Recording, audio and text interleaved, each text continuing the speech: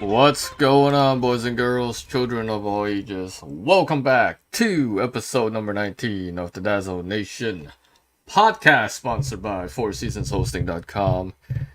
And we are back. Yes, we are finally back. And we got Mikey Skittles, and of course, the co-host, the rock star, back. Ethan Boudreau. What's up, man? All right. Not much. I'm getting excited to go to Montreal next week. Montreal. Boo. Yes, just a reminder, guys. I will not be on the second part of episode 20 next week because I will be at the Canadians hockey game. Speaking of episode 20, we are going to be doing a two-part series to the finale. Kicking off Tuesday night at our regular time, 7 p.m. Eastern. And then part 2 will be Saturday, 7 p.m. Dazzo, because I wanted to be a part of the final episode. And season 2 will return on May the 2nd, boys and girls. That's right. May the 2nd, circle your calendars. Dazzo Nation Podcast Season 2 is the date. We come back from our month-long break.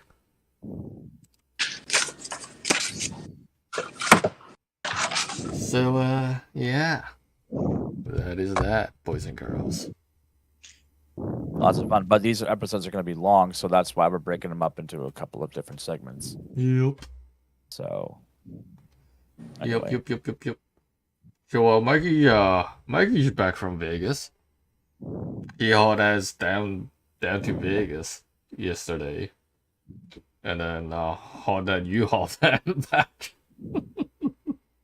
Yeah. Good to Mikey back, though. Cross country. While I was on the road. Yeah. Cross country driving or anything like that is going to suck. Especially since most of the U-Haul trucks don't have cruise control. Nope. Yeah, I found. Yours did? I found. I didn't realize that. I found that out. Oh yeah. It's all a matter of fun. Yeah. Their newer ones do, but how often do you get the new It ones? was all by hand. Oh yeah. Yeah, And you want to use... Yep. Exactly. Mm-hmm. Yeah. Not very efficient when you don't have cruise control. No. It's never fun. No, you believe me, when you're going for many hours and your foot feels like it's going to fall off because you have to hold the throttle down, yeah, that's not fun. Nope, it's not. So anyway. So what news do we got right now, folks? Well, you want to talk about the SES news that they dropped earlier today? Sure. So, California Rework is back with a bang. And they're reworking. They're technically getting rid of Oakdale. And replacing it with Modesto? Modesto, which is where George Lucas was from. Oh yeah. Yeah. Modesto, California. So they literally just changed one city to the next. And I think those two cities are close to. I think Oakland and Modesto are kind of close by, so it's not that big of a loss. Yeah. I believe Modesto might be bigger than Oakdale. I think it is, yeah. I think you're right. So it kind of makes sense in a way. Yeah. So after Texas was released, they only had 5 members working on the rework of California. No, 1 to 2 originally. They upgraded to 5 since then. That was what it started with. During the development of Montana and Texas, it was only 1 to 2 people. Yeah, that would suck. And then after when Texas came out, they had up to 5 members. And now it's up to 10 people. 10 people working on improving the good old kit. Okay. I wonder what other states are going to get a revamp. Like if Nevada and Arizona. Arizona will Yeah. be the next after Canton. That's cool. So It'll be a good change. One of the things I hope they fix is, when you visit a city, the little sign lights up and it says discovered this point. The original California and all the original states had it right in the middle of the screen where you could it would just distract you because it would light up and it's covering where you're looking on the road when you're in your cab. So hopefully they readjust that, because if you ever notice, they're higher up now. yeah, I didn't notice that. Yeah. So hopefully they will go back and fix that too. But I wonder if they're gonna just do this for every state at this point, going forward. Like they'll rework it as time progresses. Yeah, because it's a lot of work, to be honest. Well, I'm wondering just for refreshing content too. Yeah. Like refreshing, like maybe like they did that with Montana, where they added that extra road that I think ties into Yellowstone. Mm-hmm. It was like a few months ago, I think they did that.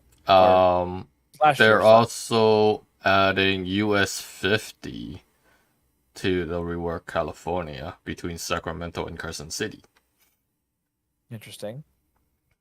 Interesting. So, I wonder if there's gonna be points of interest then. Pretty sure. So it looks like there is going to be some updated industries, some new hashtag assets, according to their blog site. Interesting. The content density of this project is very high, according to the team. So maybe it'll get even bigger and better. Who knows? Who knows? Well, it will depend on what they add. Yeah. And if it's gonna be compelling enough to go revisit those areas. I mean, Cali's it's not bad, honestly. Oh, I will gladly disagree with you on that one. I'm talking about the game, fucking actual state. I can't separate the two. I can't. I feel dirty going into that state. Whoa! There it is.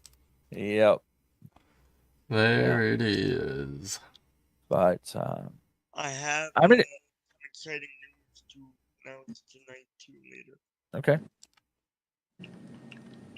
I think that I do like how they are revamping, and I think Euro Truck, if I read that right, there was going to be a little bit of reworking in some of those areas too. Wasn't it Germany that they're technically reworking? Yeah, I think they did do that, or they were. Either they are or they were. I can't remember, but it's either adding like a city or changing a little bit of the roadways up. I don't remember, but that might not be until the 1.47 update. I don't really know where that's going to fall into. So, because they got to be getting close to launching that 1.47 update. So, and I've already tested it, and it's not bad. A lot of stuff's been reworked in it too. Like if you've noticed that I don't know if you've played it yet. I haven't touched the beta yet. Yeah, it's not bad. They've reworked the entire career path, so that entire the way we looked at the career has completely been revamped. Looks it's a lot cleaner, a lot slicker. One of the things that I liked was they've actually reworked the signals. So now it's more realistic, more modern. Yeah, more modern, more realistic. Which is good. But now did they increase the timings? Who knows? Because I still feel like if you have like 5 semi trucks in front of you, you ain't getting through that light anytime soon. I know, because it's happened to me many times. Maybe you just say slow skittles. I'm kidding. No, it's because I don't like slow drivers. No, I don't know what it is, but yeah, that was a minor change I saw. They've added some new vehicles too. Funny enough, they've added Tesla vehicles because that was needed. Oh, you go. Gotta pay Elon some of that money. You know? Elon, go smoke that shit. Yeah. What's up, Jimmy? Sup, Welcome. fam? How you doing? So, I'm wondering. What you wondering? I'm wondering what else is on the horizon for the changes in ATS, other than like I know they've reworked the map a little bit, where some of the smaller towns are now getting smaller fonts. Mm-hmm. So they're not all the same size font. I guess I can kind of see why that's a thing. Like your major cities are going to have like the larger font. You're going to have a smaller font for the smaller towns or whatever. I don't know if they're ever going to go in and add other subdivision roads, like other types of interstates that are more central to the location. Hey, Dazzo, What's up? Like, take a look in your chat. Oh. he sent a link. Oh, okay. I'm thinking also. If you want to One of the things I want to see for changes is, as I've mentioned this off camera, is the obstacles that they've put around many of the drop-offs or pickups. There's one I was driving in that there were, like, it was piping or something that was all over the driveway of this company, and I'm like, first, that would not be a thing. They would not leave garbage in the way of trucks or anything like that in a parking lot. If they did, that's a crappy company. I also wonder if they're going to do any modifications to existing sites. Like, for example, one of my biggest complaints is the fencing. They make it so, especially when some of these areas are so tight, you can't even get a long articulate truck through there because it'll just get hung up on every little turn you're trying to make, no matter how wide you go, because the point of entry is so narrow. And I wonder if they'll go back and rework that, like get rid of that fencing, because I'm sorry, but I've never known a Walmart or a Home Depot or anything like that to have any kind of fencing. I mean, they have security gates, but they're not like that. They're not like a fence. And it's the same thing at ETS too. I don't know why they thought that was important to add that. Even though we are using a mod to kind of rename all the businesses, it's still in the core game. So, in my book, I think that's got to all be reworked. Remove the pallets. Get or push them further back so that trucks don't hook up on them. Especially with the longer, heavier hauling trucks or the longer articulate trucks. It's just too easy to get hooked up on stuff, and they would do a lot. They would do a lot better in the real world. We're trying to simulate what we see in the real world, and that I don't think is as realistic. That's me. I'm a picky shit. So You're a picky shit. I am. Skittles. Absolutely, I am. But that's why I want to see a game improve. Is nuance has to be improved, and if it is, then I'm a happy Skittle. Well, I will be less sour. I'll be more bright side. Well, if that's the case, if every game developer is gonna be like that, well, they make a lot more money.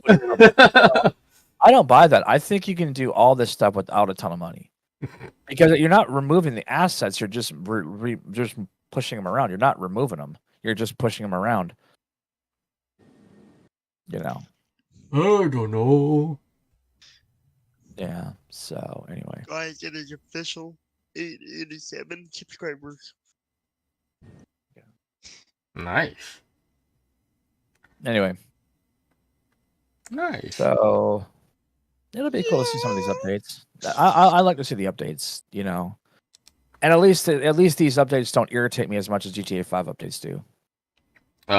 Ethan, I honestly think you can just turn off your subscriber mode.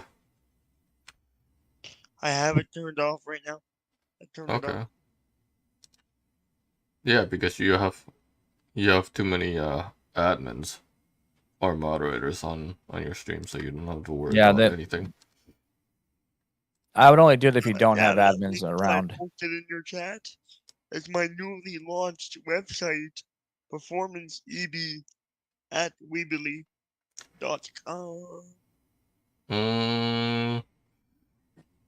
I would change the website name. Performances B. Come on. Performances B. You should just have a Ethan Boudreau. .weebly would be easier. But no, I think he's trying to base on his branding now. Yeah, I understand. I'm just saying. Yeah. Your actual branding is your name. That's what you should be branding it on. I'm just saying. Just my 2 cents. Performance EB at weebly.com. Anyway. Is my newly launched website. Anyways, Any other news you got there? oh. Are you still fucking pissed about that fucking GTA update? No.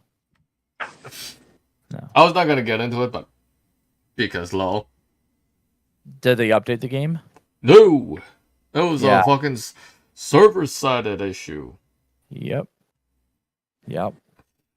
And I'm not Now, pissed what was about the it. fucking point in updating the hashtag Rockstar newsletter? Like, seriously. Because shark cards are a thing. Oh, let's spread the hype. Let's milk Yeah. the fucking cows again. AKA you fucking people that play online. I have to wonder how many people just shrug their shoulders and say, man, whatever, who cares? Now, here's the thing. Likely the adults don't give a damn. But if you're a kid or a teen, sure. I get it. No, I'm saying about the newsletter. I mean, does anybody give a damn? I mean, I don't read their newsletter at all. I never have. Never had an interest. I never cared for once. That's what I don't understand. It's like, if there's a newsletter I want to subscribe to, sure, I'll do that. But I've never had even gaming magazines back in the day. I would buy one if it had a compelling article in there, sure. But I wasn't going to go subscribe to their magazine for 12 issues for $30 or whatever back in the day. I don't really have an interest. Mm-hmm. So to say, "Oh, look at this! We're going to hashtag this up, and we're going to put out a thing." Oh my God, I don't care. It has no impact in my world as a content creator at all. And I've retired LSPDFR, so could not care less. And I don't play online. Me too. Me too. I'm so happy I retired. Yeah. It was a fun little thing to do, to play cops and robbers. And it was fun to create characters or whatever, but it's like it just has no appeal for me anymore. I think the appeal got lost when the updates were becoming more frequent. They weren't spaced out like they used to be, where we could predict it about every 4 months or whatever. That was doable, but not no more. And because this update, fooled everybody into thinking that it was going to be another major update for the client itself, come to find out, no, it wasn't. I think I don't know where the information came from that it was going to be client side, or if we just all assumed it's an update for the clients only, and that server side never really gets spoken about. I don't know. Because it's rare that they even announce anything for the server side. That's what I don't understand. Like, why was this such an important thing for people to know about? Exactly. That have no impact on us whatsoever. That's what I don't understand. It's like, why do we even care about that? Why would you even want us to know, hey, we're going to update the server side because reasons that only we know. And here's the funny part. Yeah. The newsletter never even said anything about the fucking server side. No, they just said updates coming. Yeah. So that's, in my opinion, somebody did not do their job, and unless it was intentional, maybe it was to cause a bit of a hornet's nest stir. Blame Rockstar. Yeah, that's why I don't really really give a crap about LSPDFR or anything like that. Because honestly, it's like, yeah, whatever, same old, same old. It's been going on for years, and we all know why they do it, so who cares? Move on. There's other games to play. Oh, like big ambitions, Yeah, or or Project Hospital, or Project Hospital, RimWorld, or ATS. all that stuff. Hey, But that's you're like, where do yes, you go RimWorld. to put it? Where do you go to put a hotkey on your mute button? What? Oh, in LBS. Hotkey on your. How do you put? Or a you hotkey want on Discord your- mute? You want a Discord mute? Yeah. Discord. That's Right. that's in your settings, and by the gear by Okay. your name down at the bottom of the Discord Yeah. under voice settings, voice and Okay. video. Okay. But It's yeah, for when that I that do update next from week. Rockstar was I just shrugged my shoulders. But what irritated me though was that because I was under the impression it was another update again, I went into okay, let's get everybody get their attention, let them know there's an update coming down, back up your game files, blah blah blah. And what this really does in my book is it kind of creates that cry wolf syndrome, as at some point people are going to say, "Yeah, I don't care anymore," and that breaks their game, and they're going to say, "What the hell happened?" Because they weren't prepared. So, I mean, like I said, I that's why I'm just done with GTA 5 and Rock and just that game in general because it doesn't really affect my life. You know, if you look, when was the last time I produced an LSPDFR video? It's been a while. It's Mm-hmm. been a long time. So it's not a skin off my back, to be honest. You know. The one thing I will say though is GTA 5 is becoming the skin tag that you can't remove. You know. Yeah. Yeah. It's a horrible game. It was fun. It was useful. It was a fun game at one time, and the game originally was pretty cool. I mean, it was like a big upgrade. I never watched people play 4. I think I went from Vice City to 5, so I kind of skipped over the 4th one, which was greatly improved in graphics. But when I saw 5, I was like, damn, that looks really really good. The storyline was compelling, and it great voice actors. And just really cool action and a lot of really, great events. But I think, now that we're in our 10th year, I've had my fun. Like I said, back in 2017, I started playing LSPDFR. Yeah, I'm good. I can move on to other things. My life is now complete. My gaming life is complete. So that's just how I look at it. But anyway. Makes it like RimWorld? Question mark? Yeah, as soon as I brought the name up, his ears perked up like his cat's as soon as I said RimWorld. It was like opening up a can of tuna fish. So anyway, That stare, man. Jeez. Yeah.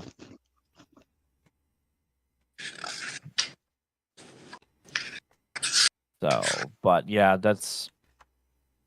I personally, I could not care less about discussing more about Rockstar and their infinite wisdom of updating their game that's 10 years old. Just one of those things. Yeah. Oh god. I did want to say, actually, this is a completely off-topic thing. Well, on topic. Well, anyway, my dad had told me that there was a student that was just shot today in Arlington, Texas, and I don't think they said a motive of it yet, but yeah, I heard about that from my dad. He was wondering how close Arlington was to where I'm at. It's not far, but yeah. And it sucks, man. Just sucks. Yeah. So.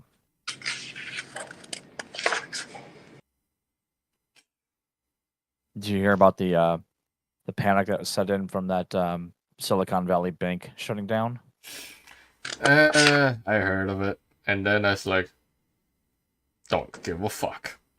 Well, the bank had been around for years, and what the big thing was is that this was the bank that actually gave so much money to all these companies so many years ago that formed in Silicon Valley. Like this is banks that like this is a bank that like I think they gave money to like Steve Jobs and Bill Gates They and gave money for Prime all Lights. these other companies. So but it's like, well, geez, who could have seen that coming? Right. But so I guess if you don't mind, I guess I can talk a little bit about something that I've been I just started considering in the last 24 hours is my departure from YouTube and moving to Rumble. And I've got a lot of reasons that I'm not happy with YouTube, to be honest. And a lot of it is driven by the garbage that has been pushed out the last number of years, but has now gotten worse thanks to the new CEO of the company. And learning more about this person's background is like, if everybody thought that Wojcicki was pretty bad, this guy's 100 times worse in what he wants to do and what he's been doing and what he's essentially why certain things happened.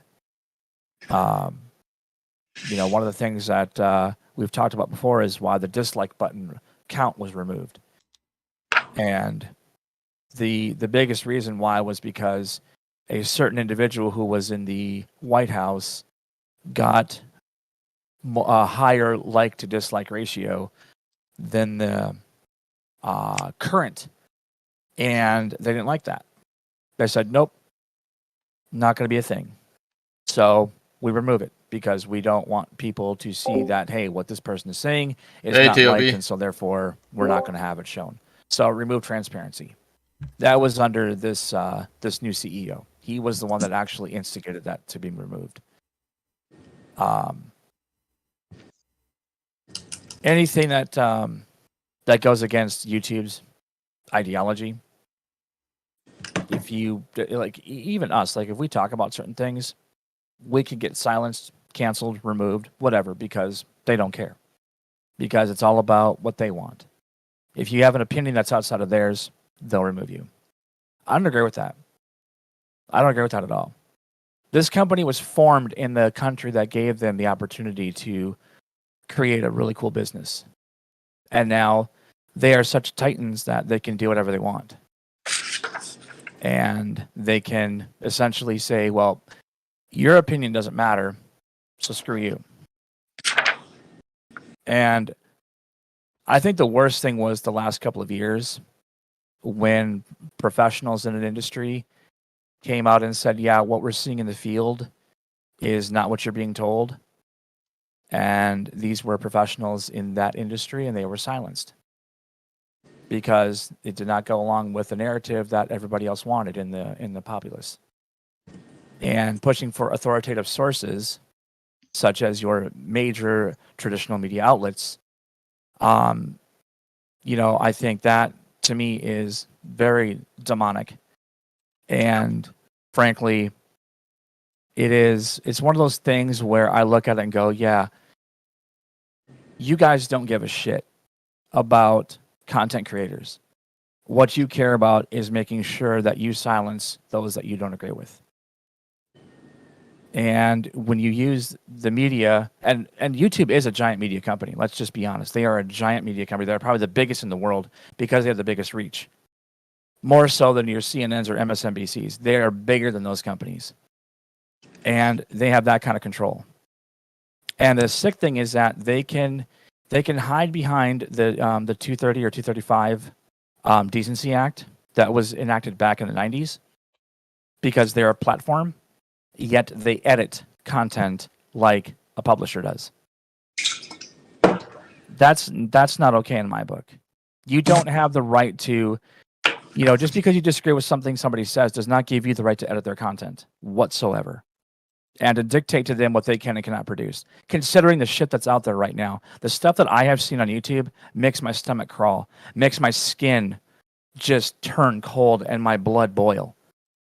The sickness that YouTube has become is a reason why I have no problem leaving them and saying, you know what, I have no problem leaving YouTube. You know, and the thing is, when you look deeper into this, this has nothing to do with their guidelines. This has nothing to do with their advertising or their terms of service. They can't even define what they're constituting as things like borderline content. They can't define it. But when they become the police, when they become the be-all, end-all, I got a real problem with that.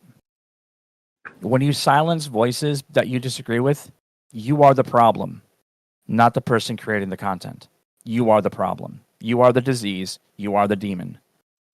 And so I don't have any problem leaving at all. I feel like I'm a small enough channel where it wouldn't really impact. Because people can always, that's the thing. I think a lot of reason why people go to YouTube is because it's the only thing they know about. They don't know about Rumble. Rumble was created because people said we need an alternative. We need something else that's not YouTube. And there are Rumble right now is a publicly traded company. They already have great audiences over there.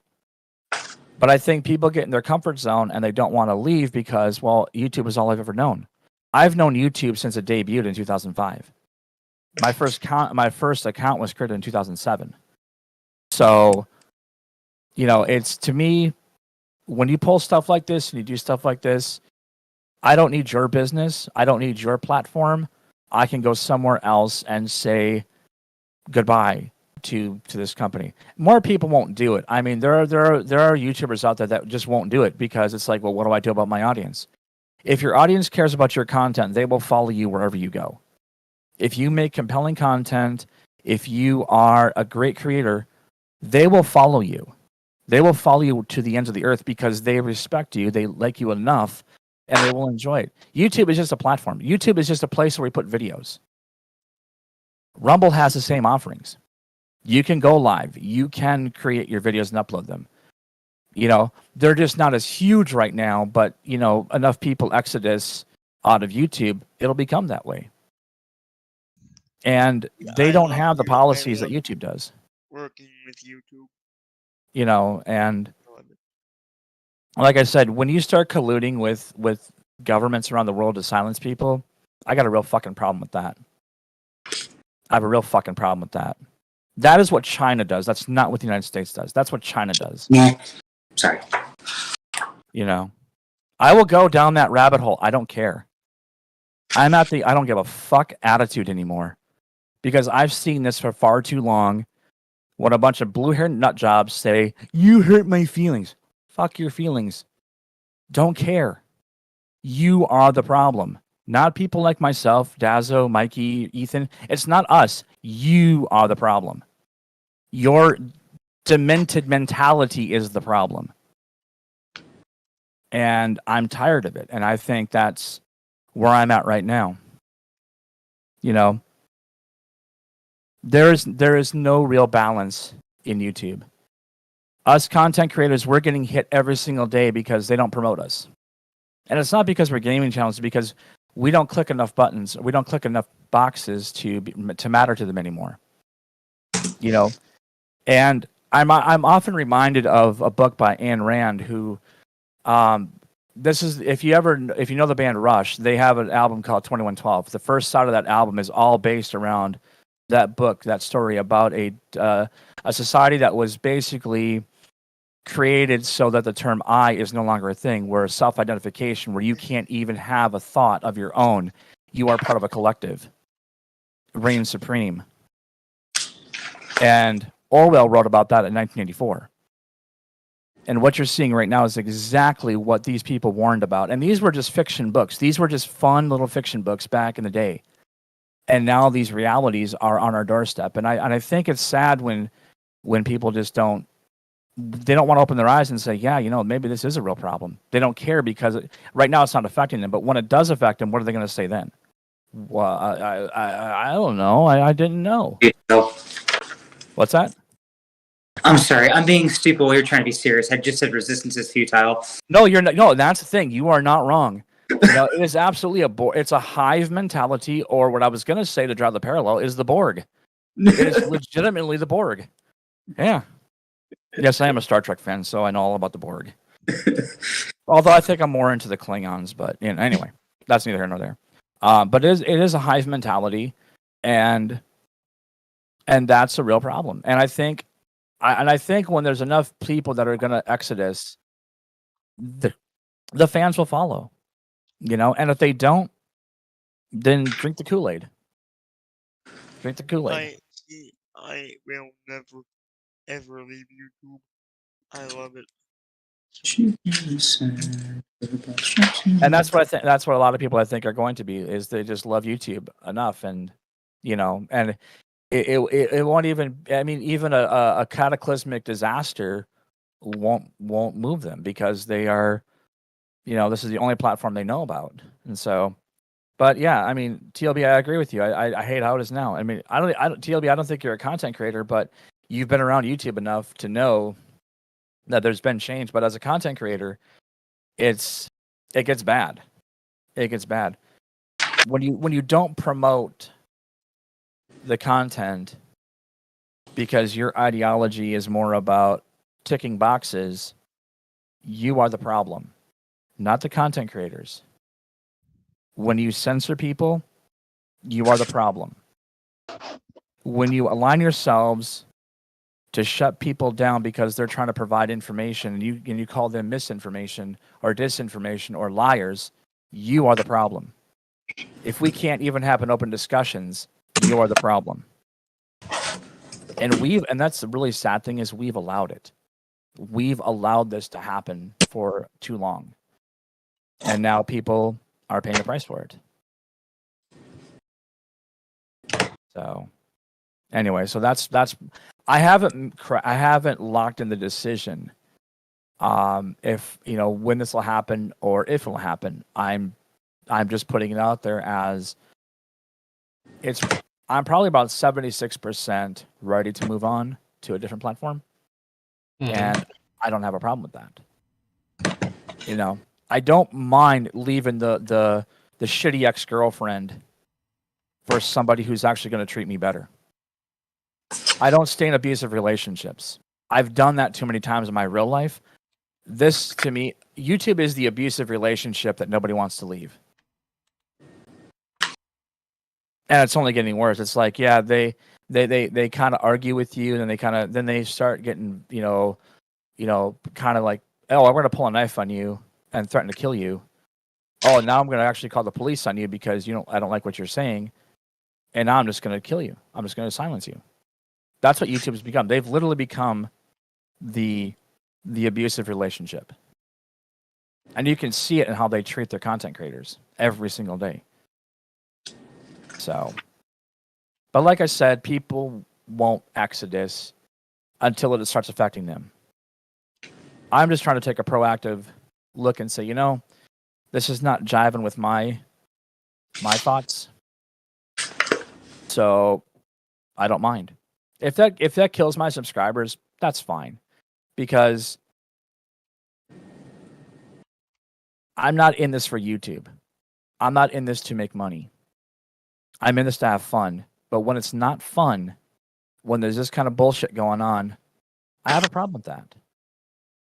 When YouTube has the power to destroy your livelihood, if you're making money on YouTube hand over fist, and you have to kiss their ass so your livelihood is not taken away, that's a real problem. That is a real threat. Because you say one thing and they can destroy your life. Who does that except somebody who does not give a shit? Who does that? I mean, Daz, if you were making $10,000 a month for content creation, mm-hmm. and then you said something, and YouTube said, "Yeah, we don't like what you said. We're not going to take your money away from you.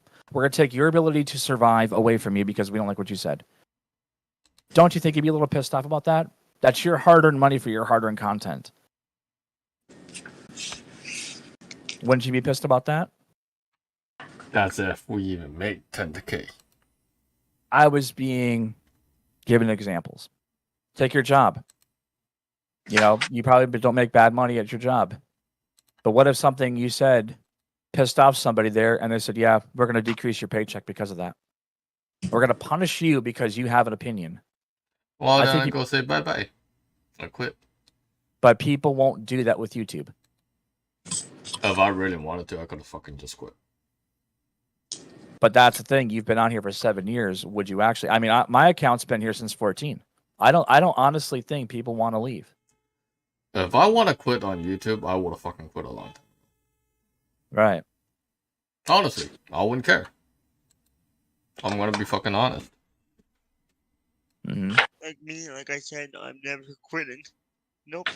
It's not about quitting. It's not about quitting. It's about moving to something else, something better, something that's not going to dictate, something that's actually going to allow freedom to do what you want to do, and not be picking and choosing winners and losers. Because YouTube is all about winners and losers now. It's not about the small channels anymore. Why do you think Dazzle's been on here for 7 years and still hasn't hit the thousand mark? 7 years, and he's worked his ass off to get to where he is. Why has that not happened? Because YouTube picks winners and losers. I've seen channels grow from nothing to phenomenal numbers in shorter times than I've been on YouTube. I mean, we're talking less than a year.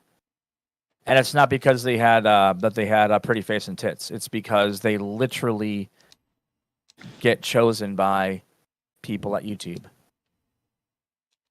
I think we're now beyond the point of YouTube as a entity that we should rely on. I think there are better options out there, but that's my opinion. Your results will vary. So I'm done. I'm done on that one now. I just want to let people know that's what I'm thinking. If I lose subscribers over this, that's a you thing. That's not a me thing. Mm-hmm.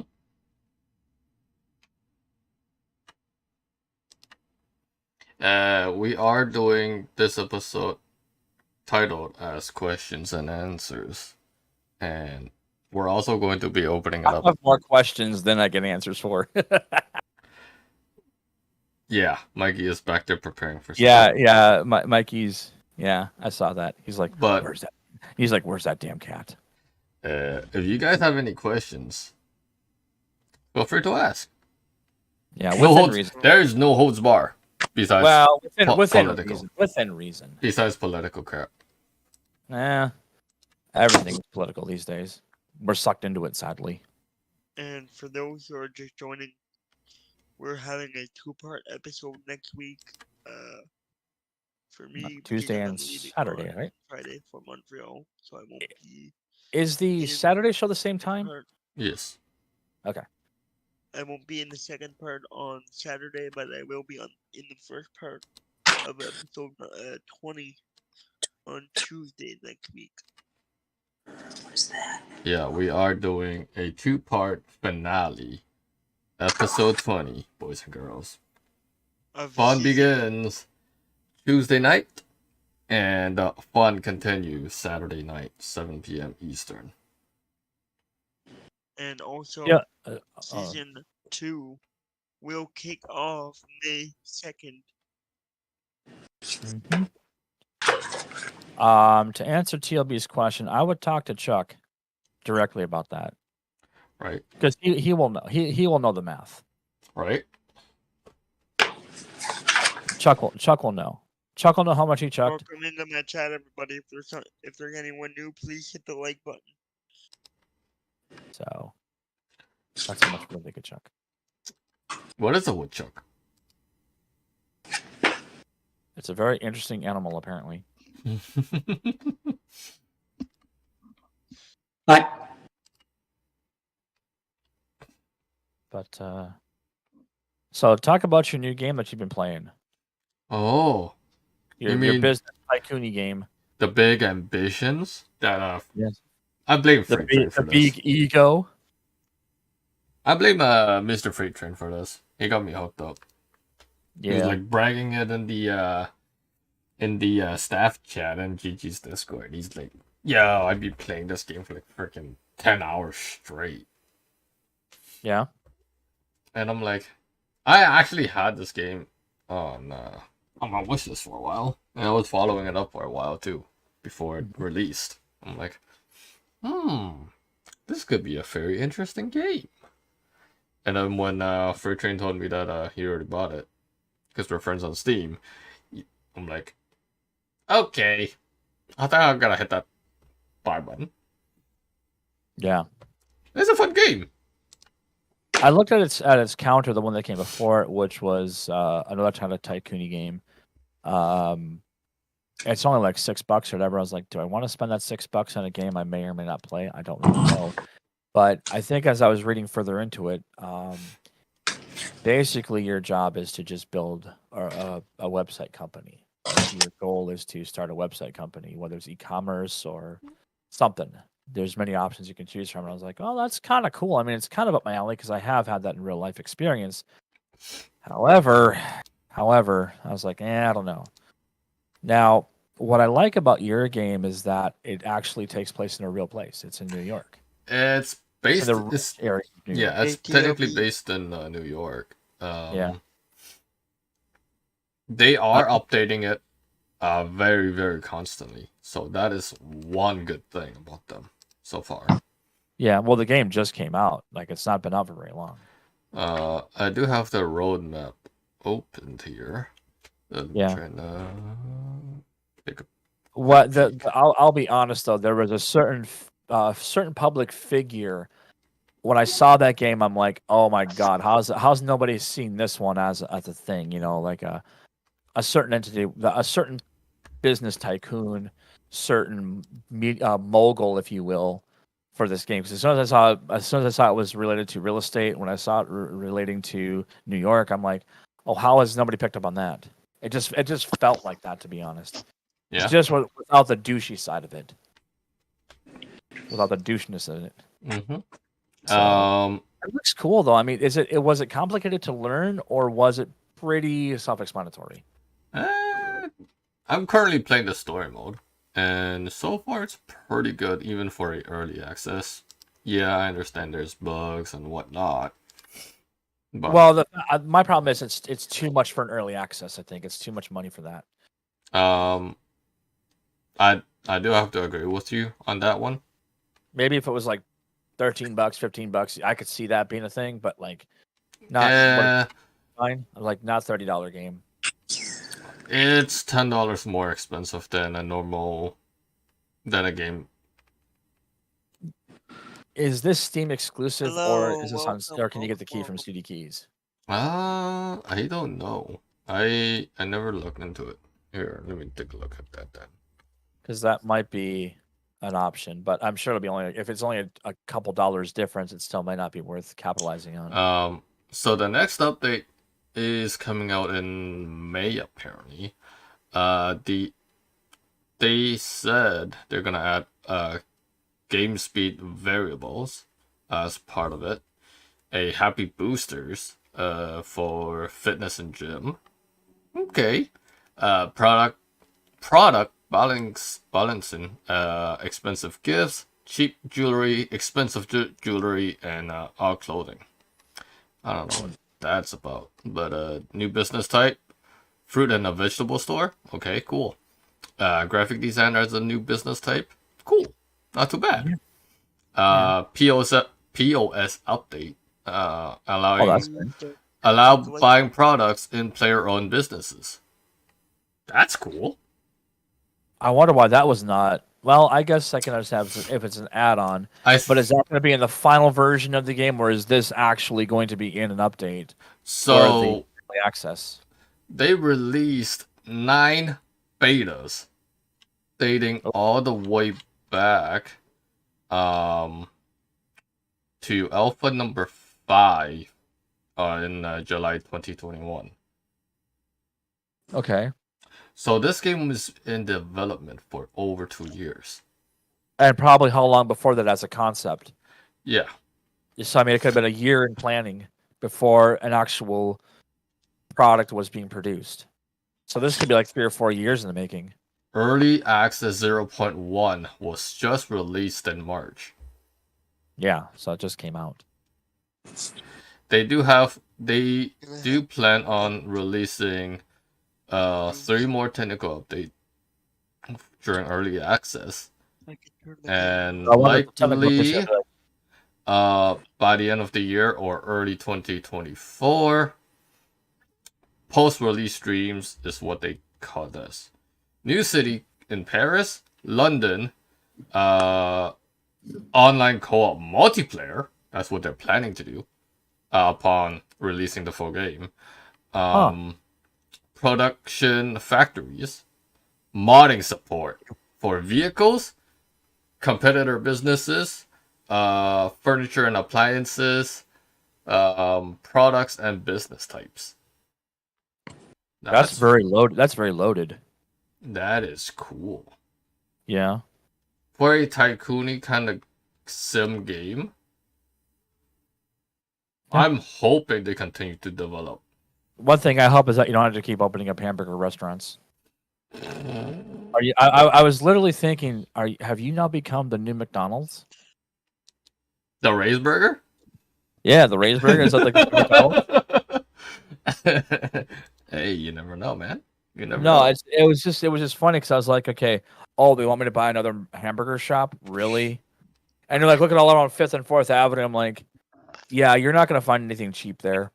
You gotta go. You gotta go into the freaking like Queens or something like that to get it really like McDonald level. Hey, Wendy's! You get any Wendy's down in New York? Yeah, no doubt.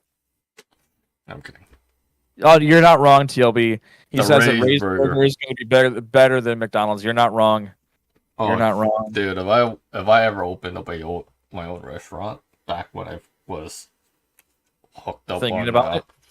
No, back then when I was in high school, I thought because I was so into cooking. Like after playing hockey and all that and all the sports, it's like I want to get down into the actual cooking. Yeah. Because I got so good on it on the first day. I'm like, yeah, I want to fucking get into the cooking, and I'm like, Well, something changed because obviously that was not the career you went after. No. What changed your mind? Just the chaos. But that's what cooking is all about, is chaos. Yeah, but try managing 30 students, because the teacher made me head chef for like a whole month. Master chef, huh? Yeah, try managing a whole kitchen full of students. I'm like, this might go either really good or really horrible. Yeah, it's like it's got 2 choices. And then they put me as the head chef for 4 occasions. 2 of them were proms. I'm distracted by Mikey holding his food. I don't know what is going on. Put it in the oven or air fried. Choice is yours.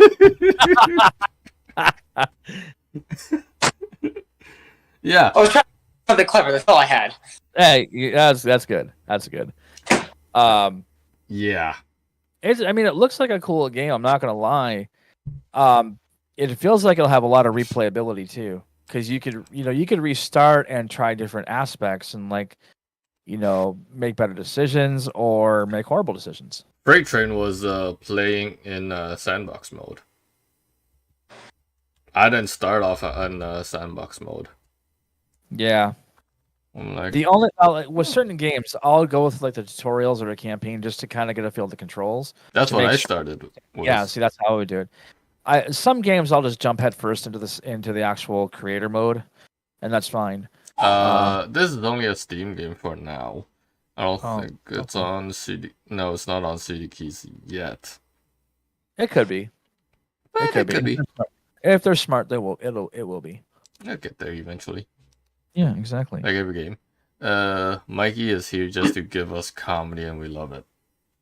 That's what Mikey's about. He's always a comedy. What? Yeah, TLB says Mikey is here just to give us comedy, and we love it. Oh yeah. I'm here for moral support. And he's here to give us some more crazy shenanigans while he's at work. Mhm. Yeah. Yeah. There's a problem with what you said, though. Yeah, that's yeah. Yeah. That Yeah. looks like my old apartment. Yeah. We're off. Yeah. What? I want to be on camera. There. What? Okay, Daz.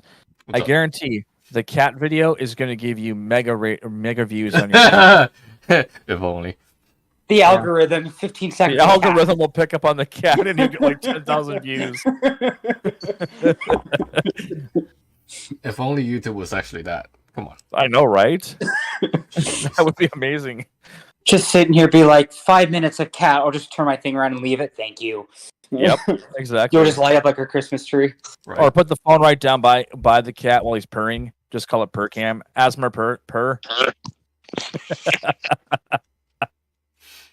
But I know for me, I've been really kind of addicted to Project Hospital, which I am going to be doing. I didn't do it last night. I was going to record last night, but I just my mouth has been bugging me so much. I'm like, God, I couldn't talk for all that time.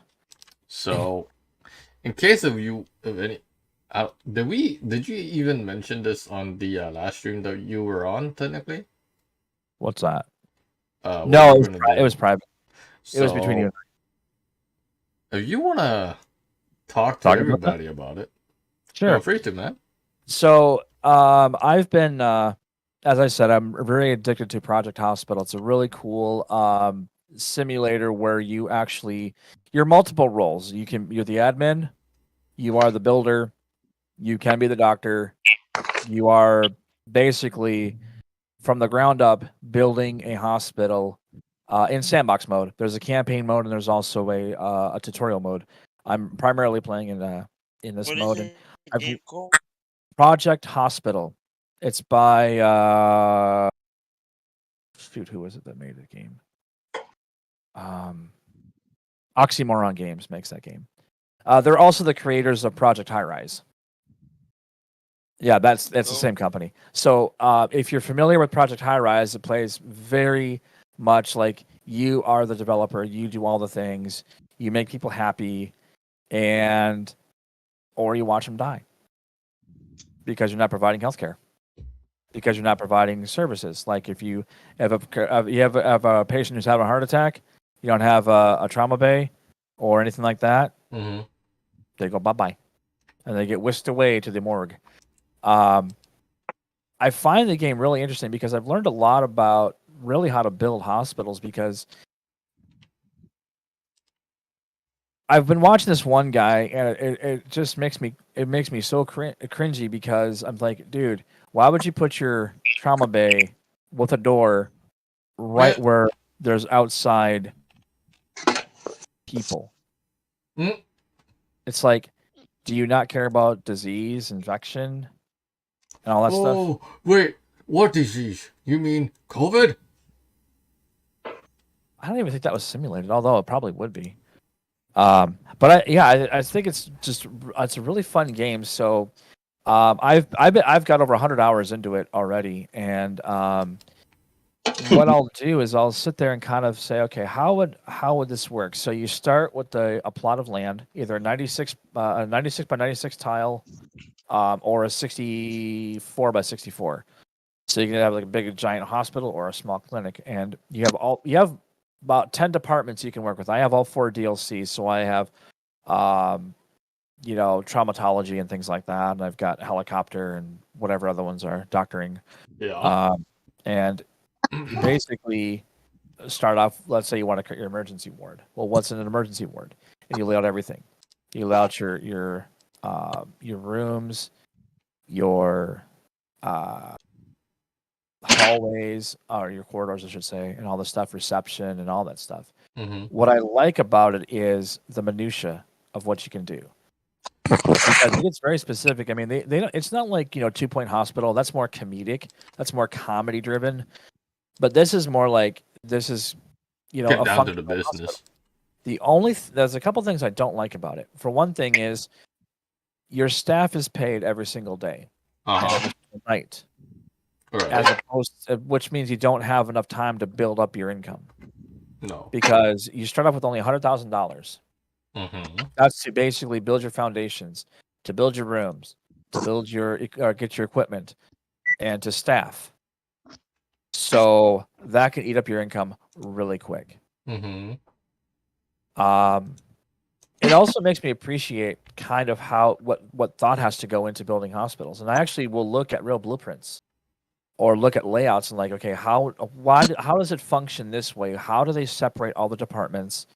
How do they make sure people can find what they're looking for? How do they become a Skittles? Exactly. Now, I will say, a lot of people have made the comparisons to this game to RimWorld because of the minutia that you can do in both games. All the cool things that you can do, where you can watch your little minions do their jobs and work. He's like, RimWorld? You Yeah. say? Must Yes. pick that game up and play. He's going to play. He's going to play. I'm curious as to how many hours Mikey has in RimWorld right now. He's probably got close to 1,000 hours. Oh, it's not gonna focus. It don't have to. What's the number say? 437. Yeah, he's not into that game. Oh, totally not. No, Totally not. no, that's not a hobby for him. No, but it is. They say it's because you can watch the people do the things, and they go home, they come back to work. There's the interesting thing about the staff is that they have little quirks. So some are alcoholics, some are. Bro, that is literally exactly like it. You're not wrong. They hit. That's the thing. It's too real. You want to know what's funny? No, that's What like is so funny? RimWorld. Everybody's got their traits and shit. And you gotta cover them too if you want to. I know we're Yeah. kind of off topic, but I almost have 933 hours in ATS on this profile. Only? Well, Only? Remember, I have two separate Steam accounts now. Well, that I realize that. Well, I know that. I'm the one who helped you out. Duh. Oh, so this wasn't all. This is okay. my second account. This wasn't all him. So for my only profile in terms of gameplay, my only Steam account, I have 328.6 hours in ATS. I can With tell you no what's help. my other With one. no help. Now remember, I bought this game on day of launch. Okay. So that's as of day of launch. But there was a huge gap when I didn't play at all. So you want to know what's on the other one? What's on the other one? These nuts? 1,619 hours, 0.7. So I Yeah, have almost 1,620 hours on my original Steam account for ATS. Can I ask you a question? What's up? Would you like a cookie for your accomplishment? Oreo? Oreo cookie? No, The I'm more just stuffed ones? being a smartass right I'm now. gonna get it. My Yeah, question is how you're gonna get it to him. Yeah. yeah. I don't think the post. Well, I mean, I could post it to you. Probably take about a month. Please, I could just go to the store and buy some Oreos. Oh, there you go. Mikey's got it. I love Oreos. I do too. I like double stuffed Oreos. Did you get like the biggest stuffed Oreos? Oh yeah, the big stuffed. Oh, so good, so good. My diabetes doesn't like me for that. Actually, the best thing ever was they've actually come out with an actual Oreo cookie ice cream sandwich. It's literally The a giant Cakesters. Oreo cookie. Yes, Yes. Mikey. Yes, Yes. Mikey. The Cakesters. Yeah. Yeah, I haven't tried those yet. Are they good? Oh, I'm sure they are. They're good. Oh. They're good. Okay, I have a problem. Yeah. Cookie? Girl Scout. Okay, you guys are talking about that? Yep. There you go. Yeah, it's like that Family Guy episode where it's a cutaway and they show Cookie Monster in a ward, and Yes. he's got his cookie addiction taken care of. He's like, I don't have a cookie addiction, and he's like, got the whole cookie God. dough thing. What are you talking about? Just click. Oh my god. Yeah. That's what that reminded me of. So good. Yeah. Yeah, Oreos are good. That's a good snack, for I sure. love the mint But that Oreos. ice cream sandwich is like, oh my god! It's like literally, it's a giant. It's like almost like a 3-inch disc, with ice cream in the middle and then 2 Oreo cookie toppers. It's amazing, and cookie crumbs in the middle of it.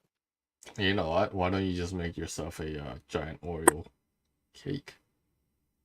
And that's the way the cookie crumbles. Giant Oreo Like, ice cream cake. Now that just reminded me of Bruce Almighty and the giant cookie that they made at the end of the film. Yeah. Yep. Giant Oreo ice cream cake.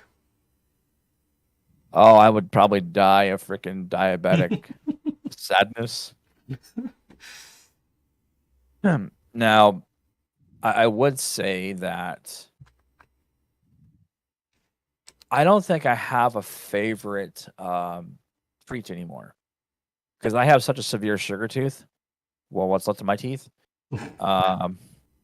that I don't really have a favorite. I just like so many good things. I mean, there's so many good ones out there. Yeah, and Skittles. Even And the- Skittles tops it all off. Well, my teeth say no, but I would say even the basic Nilla wafer cookie. Nilla wafers are amazing. Yes, they are. That's actually what my girlfriend puts in her banana pudding that she makes. She actually makes banana pudding from scratch. Nice. Not even like instant pudding. No, she makes the pudding from scratch too. Nice. And these Nilla wafers, and I'm like, oh. But like cherry cobbler, peach cobbler. I have my oven again. I'm happy. There you go. What is these? What are those? Like these nuts or whatever? But oh god, now I'm hungry.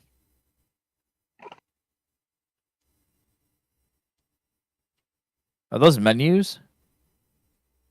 No, so my oven, meal plan oven in a sense. What they'll do is you meal stuff every week, but you there's a QR code in the scanner or on the scanner. Well, I mean, yeah, there's a QR code on the oven, so you just scan the thing, and the oven knows everything based off the QR code, so it knows the time, the temperature. It just sets itself and starts cooking.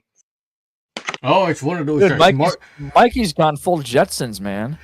He got one of those smart ovens. That's actually pretty impressive, I gotta admit. Oh, that looks so good. Now, there's got to be a good chicken recipe in there, I'm sure, somewhere. I heard Factor was actually pretty good. Factor's good. Yeah. My dad Factor. They don't have an oven like this, but yep, there it is. Teriyaki chicken. Teriyaki chicken's always the best, hands down. Yeah, lemon chicken too is good. I got barbecue pork chop. Oh hell yeah! Yummy. Oh, yeah. Making me hungry. Yeah, dude, I haven't had dinner yet, so. That's Oh, poor Skittles. I know it hasn't helped me yet, but that's cool though. I I would suggest you should Skittles, you should go get some Math Factor. I'm just saying. Oh, that costs money. Yeah, but better than going to the grocery store and buying nothing. Which is basically every freaking time I go to the grocery store because I buy nothing. Because at least Factor or any of those big companies out there that makes home cooked meals. Yeah. You get something healthy than fucking junk food. That's. I mean, you see what I'll do for work is I budget $20 to $30 a day, for shift food, because what I'll do is I'll go to our local store called Harmon's, and I'll just get these, and that's literally like my shift food. This is what I've been doing for work since I moved to Salt Lake City. This is what I've been doing for work. I go to Harmon's, and I'll budget. I say $30 a day. I don't normally break $30. I normally typically only spend like $20, but it's because these meals are like $8. So what I'll do is I'll get, say, these potato doubles and a quiche. Okay, well the quiche is $8. That's a half pie. That's $16 right there. And then I'll get over there on my desk is my Nitro Pepsi. I'll get 2 Nitro Pepsis. Okay, That's 2 for $4. The Pepsis are $20. And then occasionally I'll get myself some sweets. So I'll get Mike and Ike's, I'll get chocolate or whatever. And I'll basically have like a dessert for each meal, so to speak. Because I have the potato, I have the quiche, that's 2 meals. Yeah. So then I'll get my 2 desserts for each meal, and I'm good for shift. So I budget $30 a day, normally only 20, but overkill's overkill. Overkill's How great. often do you have to go shopping though to actually pick up your stuff? Like how often do you do this? Oh, I do this every day for work. I go just every day. Okay. Yeah, I go. I call it my. I have a funny way of calling things in general. So this is my shift noms. This is just leftovers before I left for Salt Lake, but this is shift noms. I go to Harmon's every day before work. So this is just shift. Okay. This was just leftover shift noms from when was my last day worked. Sunday was my Friday. So this was just leftover from Sunday. And I figured, well, fuck it. I'm just going to leave it in the fridge. That way when I come back, I have something. Because that's good until the 25th. So that's still good. Yeah. But yeah, that'll that's be what I do for the 25th, guaranteed. Yeah, that's typically what I do before work. I'll go to Harmon's every day, and then I'll have stuff. Now that I have my oven from Vegas, now that I have my Vegas shit up here, this is basically going to be for home meals, either on my off day or like if I get home after 11 o'clock when I get off and I'm hungry. Boom, home meal. Yeah. See, that's cool. So, I usually budget for like weekly groceries. I just, pick up what I need for the week. Thank you. Yeah, even weekly groceries now, you're spending almost $100 more a week. I went to the store 2 nights ago and I spent $63 and got nothing. Yeah. So it's like, my friends, why do you go shopping like every fucking day? You can go to the grocery store. I'm like, that doesn't work anymore. Yeah. No, not in this economy. It doesn't. You almost have to do a daily thing. So yeah, that's why I'm just like, well, fuck it. I'm just gonna get the Harmon's meals every day because it's not like the grocery store is cheaper anymore. It's not like, oh, if you cook it at home, you're safe. No, you're not. Not no more. No, you're not. No. I mean, and the thing, you gotta do what you gotta do. Well, if you buy for a week too, you run the risk of the food going bad. Yep. And then you're gonna piss away more money. Yep. And that's what Mikey is trying to point out is that you once upon a time the grocery store used to be the way to go. Home cooked meal the way to go. But because the economy's in the toilet, you don't really have that option anymore. So buy, And if the grocery store isn't so cheaper anymore, then that's why I've got the attitude or whatever, the mindset of, well, fuck it. I'm just going to go to Harmon's every day and get those meals. Yeah. Unfortunately, I don't really have a Harmon's type grocery store where I live. Where my dad lives, there was a local shop very much like a Harmon's type of thing where it was like, you had your cold and hot foods and all that cool stuff that you go buy. And it was actually really good quality stuff. It wasn't like low grade Walmart quality. Yeah. Exactly. And that's the thing is but I think the problem too is it's hard to eat healthy because the stuff is expensive, regardless. To buy a salad is just ridiculously high. I was about to say, I could spend like $5 at McDonald's and get 20 piece, whereas a salad's like, fuck your wallet. Yeah, you're not wrong. And I like to prepare my own salads, because I love Caesar salad, so I have to buy all the ingredients for a Caesar salad. I don't like really buying the kits because the kits never have a good shelf life. It's like you buy it and you got to eat it that one day. Even though it says it's good for 5 days, it's like, no. How long has it been on the shelf already? So, Skittles, can I ask you this? Okay. How much do you spend a week on going to groceries? Yeah. Roughly. Well, the most I ever spent was $100. Mm-hmm. The less I've spent is about $20. So within that range. Even with $100, you can't even get anything proper. No, you can't. Because I would much prefer to buy fruits, vegetables, and I mean, to be honest, one of the things that as a diabetic they say is eat the Mediterranean lifestyle. Yeah. Because the Mediterranean lifestyle is actually far superior to good, healthy food. Mm-hmm. But it's extremely expensive to eat like that. And I prefer organic food because I don't like the crap I don't like all the preservative crap they put on food. One of the things I like are those. You ever have those Hawaiian rolls? Mm-hmm. Yeah. Do you realize they don't have any preservatives whatsoever? So within a week, they start to mold. because there's no preservative in them whatsoever. So you got to eat those things really quick. I love them I like the slider versions of them, so you can make like little mini sandwiches. They're so good, so good. Where are my shoes? No, I wasn't talking to you. Quit meowing. Here's another thing, Yes, Skittles. I'm surprised sir. you haven't switched over to MREs. That's another option. I've heard not good things about Emory. I'd rather have a good cup of dirt.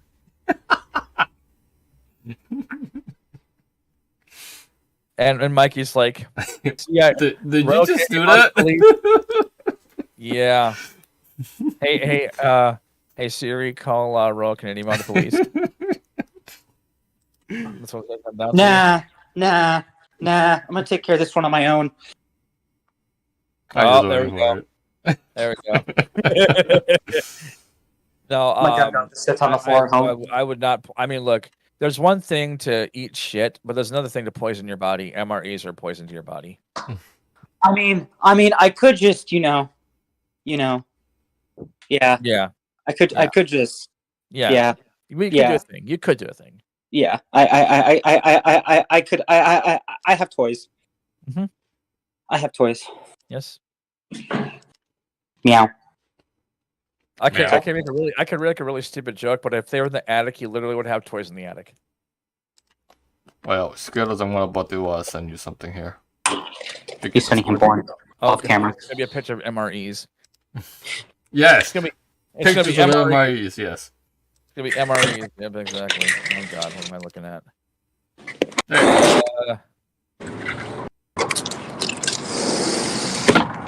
Okay.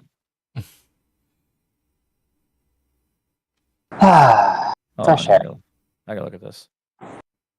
I love this. I love this so much. I think I've heard of this actually. Chef plate. Yeah. I think I have. Yeah. I There's love like this. a lot of a variety of different companies now, so Oh yeah, there's The only thing is, will they actually deliver to my location? here's Probably. the thing. Because I don't have a permanent address. You could So they- technically just deliver it at your girlfriend's house. You're like, I would never see the food again. Not because of her, but because of her family. Where'd all this food come from? Okay, thank you. That would be my luck. No, I love her to death, but just my luck. But that's pretty cool. Another company I looked at was My Patriot Supply. Yeah, I've heard of them. Yeah, they have 3 or 4 months supplies of food. That I've you heard can pretty store mixed properly. things about them. What's that? I've heard pretty mixed things. Yeah. I mean, if it's sustenance and it can keep you alive, That's true. I guess I'm okay with it. I mean, the food doesn't have to taste like, It's smelling. 5-star restaurant quality, but But the thing Yeah, is, it's very it's so expensive. Like to tiring, buy a right? 5-month supply of food, and then it can store for 20 years if it's properly stored. Well, how do you store something for 20 years in proper storage? Like, how is that even possible? Like, what do you even have? a mega You have to storage. build, I'm wondering if it's how to build a bunker, a keep it cold. bunker. A bunker. Yeah, storage. like literally like if you have a basement. How to Vault 111. Yeah, exactly. You're not wrong. Exactly. With a big old freaking lid on the top of it. Yeah. But that's just an option, man. oh no, you're not wrong, and I appreciate that. I really do. I mean, you buy all these same cup freaking frozen entrees at Walmart for like $5-6 a fucking meal. The thing is, I can't even buy frozen food because I don't have a freezer. Yeah. So it's See, that's another problem too. Is that if you don't have a freezer, I can't eat. I can't. One of the things I like to make is chicken. I love making chicken. I like to do lots. I like to make different things with chicken. I like to do just a simple little snacky thing I'd make, which is stovetop stuffing and chicken chunks. I love that stuff. I mean, granted, my body says no because it's so high in sodium and all, or high in carbs. Diabetes, yeah, diabetes. But it's it's something to definitely look at for sure. Because I mean, if I can buy good home cooked meals, that'd be great. But then again, I also don't have an oven. I don't have a stove. I have a microwave. And it's a 700-watt microwave. Microwaves suck to cook good foods. They just suck because all they do is boil the water molecules. That's all they do. I mean, all the pre-cooked meals that they freaking do now is you just put them in the microwave and then that's it. Well, if that's the case, I'll definitely have to look at that. Factor does the same thing. Yeah. It's Who's that? Factor. Oh, Factor. Yeah. Yeah. Is Factor more expensive? That depends. I think it might be. Here, I can't remember what my dad gets. My dad gets those tray meals too. I think he gets. Oh. Yeah. I think if you can even talk to your dad, maybe we can you can hook it up and see what happens. I don't know. Yeah. Not bad idea. I like that idea. I would much rather buy like meals like that than buying like burritos and little pre-made hamburgers and Or what's that? Or you can get a Tovalo, or you can get my oven because they have a. Damn it, my phone just fell off its stand. Sorry. They have a deal. You spend like $200, and that's spread out over like 6 months or something for meals. So you're basically buying the oven for like $200 with meals on the meal plan, on the meal commitment. Yeah. The only thing is, because I'm in a hotel, they probably wouldn't be too happy about that. I'll be like, hey, I need fucking food. Go fuck yourself. I need to survive. I'm paying you a shit ton of money to live here right now. You can eat a dick for all I care. I'm gonna live. I just sent you the Factor. I'm looking at it. I'm looking right at it. It's not that expensive though. No, it's really not. It's pretty good. Even for Chef's Choice, you can go protein, calorie smart. I have to really watch carbohydrates, because that is what really kills with diabetes. Yeah, like, that messes up diabetics. So you got to watch. Like, I'm not a carb counter, but my girlfriend is, and because she became diabetic about 1.5 years ago, and she's really been like, okay, I got to watch what I eat, and and sadly, because of the shit I've been eating, I've been gaining back the weight I'd already lost. Yeah, I was at I was actually at my weight when I moved to Texas. Oh yeah. I've now put on probably about 20 pounds since then. Oof. I lost 10 pounds since I started day shift now. Yeah. I mean, honestly, and being a YouTube content creator is just murder for healthy food. No. Because you just become snacky. It's all you do. It's not so much. It's the snacks that don't kill you. It's the quantity. Mm-hmm.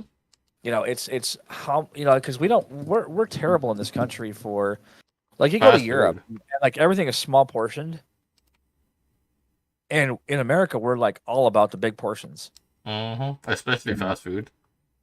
Mm-hmm. Yeah. Well, I honestly, that's the one thing I've really cut out of my life is fast food.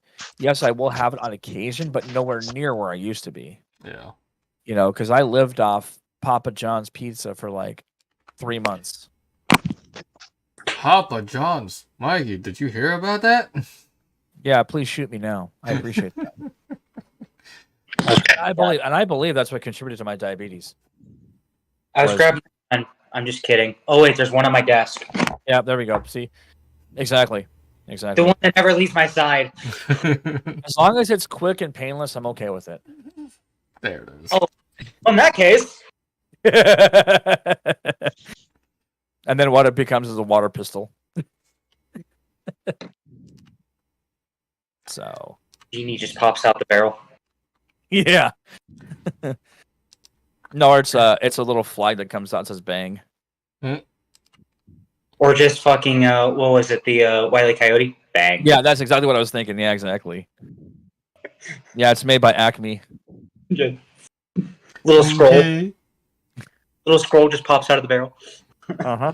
In case anybody is just joining up on the streams. Hey, fuck. Episode 20 will be a 2-part series on Tuesday and Saturday next week. Yep. And as Ethan has pointed out, he will not be able to attend we are on a month-long break. Yeah. So May 2nd, season 2 will be kicking off. And hey, maybe in a month I'll actually have my own place. Hey, I don't know. That'd be awesome. See you in May, losers. Yeah, and monkeys might fly out of my butt. So So, one thing I wanted to mention May about my 2nd. Project Hospital thing is I would like to incorporate people who want to be a part of this as my staff. So, if you want to be, if you want to throw your name in there, I'll do this little. There's a name randomizer, and you can be on the staff in the game. So you will see So your name. how can they participate in that? Go to my Discord, and I have created a room called Project Hospital, and there is a post that says if you want to add your name, just reply to that, put your name below that you want me to say. It can be a username. Please keep it appropriate, or your real name. His dick. Okay. Well, that would be Mikey's name. A dangle. We need a dangle in there. No, I'll put Dr. Mikey- Dangle. No, I'll put Okay. Mikey in there, and it'll be called D's Nuts. Paging Dr. D's Nuts. D's Nuts, please come to trauma. Dude, if I heard that in the hospital, I'd fucking die. Hey guys, I wish there was an audio source, and that would be amazing in this game. That would be cool. But after April, I have 1 full month left of school, There you go. Nice. and 1 week of June, and then I am officially done. I don't even remember what school was like. What Other is than- school? Yeah, June education. 9th, I'm officially Don't hurt me. no system anymore. That's what it is now, Mikey. It's just don't hurt me, please. Yeah, exactly. What is school? Don't hurt me no more. Oh god. Okay, now I'm inspired to Just parody don't lyric that do- song. Bang, bang. I am now in the mood to parody write that song like a la Weird Al Yankovic. Oh no. Big shout outs to These nuts. I'm sorry. I'll shut up. No, we don't want you to shut up because you are the entertainment for this portion of the show. I do want to say big shout outs to Four Seasons Hosting for sponsoring the podcast as always. I mean, that takes a lot of courage to do that. It really does. Richard has a very good tolerance for the shenanigans on this show, and the craziness and no common sense whatsoever that we implore every single week. Thank you, seriously, Richard. You are awesome. Yes, thank you, Richard, for all the amazing things that you guys do over there at FSH. They are giving away a free game server for 1 month. Oh, that's still going if on. you That's have minimum 15 invites to their Discord. Oh. Oh, or if you don't, or if you can afford one, a game server is only what? $3 a month. Plus shipping and handling. I don't know why I said that. It's the cheapest game server out there. Whether it's 5M game server, Minecraft, ATS, COD. Hey, whatever game you guys want, they might have it. Check out fourseasonshosting.com to buy yourself a game server for only $3 a month. At minimum. I was gonna say, I don't know if I've ever asked Mikey this, but who or what was it that got you into the RimWorld world? The RimWorld The RimWorld world. The RimWorld world, yeah. What got you into the RimWorld world? I don't even remember how I found out about the game. I think I was on Reddit or something trying to find like open world games. Oh, okay. And just build your own base game. And I was like, what the fuck is this? And then I played it and I was like, I'm hooked. I played it the first time. Next thing you know, it's 12 hours later. I'm like, oh my. Look at Yeah, the that's not an addiction. I had Yeah. that same problem when I played Final Fantasy VII and SimCity. And then I would I found out it was workshopped and all the mods and whatnot. Oh, it was over. yeah. It's like, okay, my life is now complete. Mods in my game and whatnot, done. Yeah. So it's just kind of one of those like random things that you just kind of search for, and you're like, oh, what's this funny little game? Yeah. I was googling like I think either open like base defense games Mhm. and it came up, and then I was like, I just fell in love with the artwork. It's kind of 8-bitty, kind of old, well, Like but Minecraft-y, Stardew Valley type. Yeah. Yeah, that's cool though. 8-bit-ish, and then I was just like, I just fell in love with it. And then the first time I played it, 12 hours went by, and then I think it was that same week or whatever when I found out it was like on the workshop. I'm like, wait, why is RimWorld on the workshop? Oh, mods. Oh, there's a character editor. Oh, I can like with this character editor thing, I can change my character's traits and shit, or I can change their skill levels, so I can have one character that knows everything all maxed out. I'm like, oh, it was over. It was over. I think Skittles would love this game, RimWorld. Well, if he loves the other game, then yeah, I mean, it's all about, for me, it's all about being able to just immerse myself into a world. I love sandbox games. I always have. I do too. It's just, it's finding the right one that, can. I don't like buying games that just, become like, this is okay, type of thing. But if I can lose myself and I can lose sleep, that's a win for me. I'm pretty sure you play RimWorld. I think you might get on there. I may be like Monty Burns looking at a bunch of monitors trying to find the disease or whatever. Right. He's got this long beard. He's just rotting this chair. Three row, one up. Exactly. That'll be me watching RimWorld. What are you doing, my little precious? That was what I was envisioning myself when before I retired from 5M. I was just like, this one's gonna be my cat, this one's gonna be the actual game, this one's gonna be Discord or whatever, and I was just gonna be like, game, like 4 monitors per thing. Literally be looking like I was at a fucking dispatch center, or whatever. The center screen to be the actual GTA, the community. Yep. Just want to be and that's the thing about games like that. It just, I'll be playing Project Hospital and I'll have like some, other player doing that game in the background. It's just, there's something about these type of games that you can just lose yourself, Or for example, one of the recent things I was doing when I do like just random driving at ATS, I'll put like Mozart on in the background, and just have his music playing as my like, comfort driving music. Which, funny enough, actually has another really bad side effect. I start falling asleep. And then if you want to see all Dirtfest, remember that little video short of me smashing into Dazzo with his log truck and I flip up on my roof? If I'm falling asleep, that's usually what will happen. So, but yeah, so if you want to be a part of that, just go to my Discord and put your name in the hat. And then I will add you to the wheel of random names, and you will be named, and it'll be obviously recorded, and they are actually in the game until I decide to blow the hospital up and start again. But that won't be for a while. There is one limitation I don't like about Project Hospital is that you can't build beyond 6 floors. Yeah. Yeah, can't do that. And I also don't like there's no basement. I don't think I've ever seen a hospital bigger than that, though. In all reality, I could be wrong. Personally, I've never. I don't remember if Mayo Clinic is more than 6 floors. Their main building, because that's a huge campus. I mean, Mayo Clinic, the one in Rochester, Minnesota, that's a huge ass clinic. Like that whole freaking area is just massive. So yeah, you might be right. It might be not more than 6 floors, but I could have sworn that when I went to the HCMC, which is Hennepin County Medical Center, that was like at least 8 floors. But that also may include the basement level too, like where the morgue is and all that. I don't know. Yeah. I mean, Mayo Clinic is pretty big. The one in Mayo Rochester.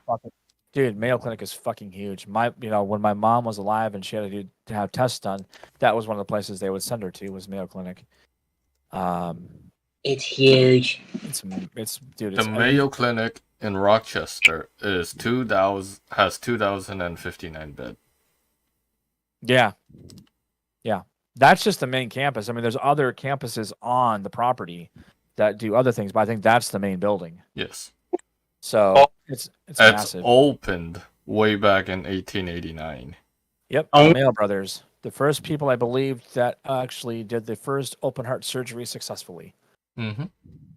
So that's the history. They were Wisconsinites, and they built their facility. And I was surprised it wasn't like in Eau Claire or somewhere in Wisconsin. Like kind of where they're from. They chose Minnesota, Minnescrotum, to place the clinic down there, and it's very prestige in terms of like who goes there. I mean, we've had dignitaries from other countries come there for surgery. I think Mikhail Gorbachev actually had surgery there, or cancer treatment or something like that. Did you know that they rank first in treating diabetics? Yeah, I actually have heard that. Unfortunately, treating is not curing, and that's what I wanted to cure. Yeah. Well, You know. let's face it, diabetes is not a curable thing. Well, You can maintain it to a point where your sugar levels is really nice. Well, I think what does it, it's not the diabetes that kills you, it's everything else that happens with diabetes. Yes. Like with me, I had amputation because infection. And you're more prone to infection. Your body doesn't heal as quickly. You are your pancreas, which essentially controls your sugar levels, is out of whack. Yes. Now I'm not insulin dependent. I don't take shots or pills. The only pill I have to take when I want to actually shit myself is metformin. Mm-hmm. Yeah, it's like the worst drug that was ever invented. But I'll tell you something. The one thing I wish is that we could get off this idea of let's just treat. How about we just start making cures? Like, how about we start diving into cures? Stop treating it and just start putting the money into the actual cures. But then Pfizer couldn't make its money. One thing I will say about that company, it's surprising. They make a pill for heart. That's what Viagra was for the heart. And then the side effect was it was the downstairs fellow, and now they market it just as that. Yeah. But anyway, so yeah, I do like, going back to what I was saying, I do like games like Project Hospital and things like that. One of the things I never did, I'm starting to see this now, is you can actually make your floor plan before you put foundation down. This way you have an idea of where things can go, and it's cheaper to move that stuff around. In fact, you can just, remove that section and move it, and then that way you're not costing yourself more money with rebuilding physical things. You can actually put like a little like a little square on the tiles and be like, hey, I can build this here in the future. And yeah, this is really cool about it. Anyway, I don't know why I got obsessed with this game. It's just like I would quit playing it for a while, and then one day I was like, I'll try this again, and now I'm hooked. It just hooked me. Kind of like how ATS just kind of hooks me. It's just one of these games that I can't get enough of. Can't get enough playing. Maybe you should get back into some Stardew Valley and. I always keep saying that, and then I just never do, and I don't know why. You should. I think part of it was just my level of frustration not being able to advance properly. I hate the fishing mechanic in the game because I think you and your lady playing farms. I told her to come over and to be, because I would, if I could, I'd actually do a live stream and I'd say, okay, honey, you come over here and we'll play Stardew Valley and you can make fun of me live on camera. That would be a freaking. I'd love to see that. I'd get like negative 10 subscribers, or not. I'd get negative 10 views. No, I think you get a plus 20 on that. Yeah, maybe. I don't mind. I want to co-op. I mean, that's the cool thing about Stardew Valley is you can co-op. Stardew Valley is still pretty popular. It is still one of the popular games, yeah. And Mikey, how he got into the whole RimWorld thing, said that they're really cool, like 8-bit, kind of pixel art and stuff like that. That's what Stardew Valley is like. Very 8-bit, very two-dimensional, but it looks so cool. It just got this vibe to it, And but the last time I played it was sometime in October of last year. Maybe it's time to change your mind. Yeah, maybe. Get back into some more games that you want to play and grow your channel from there. Well, that's why I opened up Project Hospital like that. The problem is I've been playing it. I forget to hit record. Of course, because that's my problem. Because I literally get into the game so much, I'm like, oh crap, I should be recording this, and then I'm like, I can't be bothered. I'm too tired. I'm playing my game. Yeah, because they're Skittles. Yeah, well, that's always the case, isn't it? With RimWorld, maybe I shouldn't do a security channel. I'll just be like everybody else and do video games. Yeah. Yeah. Because we can listen. me talk to my characters and make myself go insane. Yeah. Yeah, but then you got. I would do it in funny voices though. Kermit the Frog here in World today. Oh God. A 3-4 hour session narrated by fucking Kermit. Today we're gonna play with these wormhole ponds. Let's see what these cars do today. Hey everybody, welcome to RimWorld.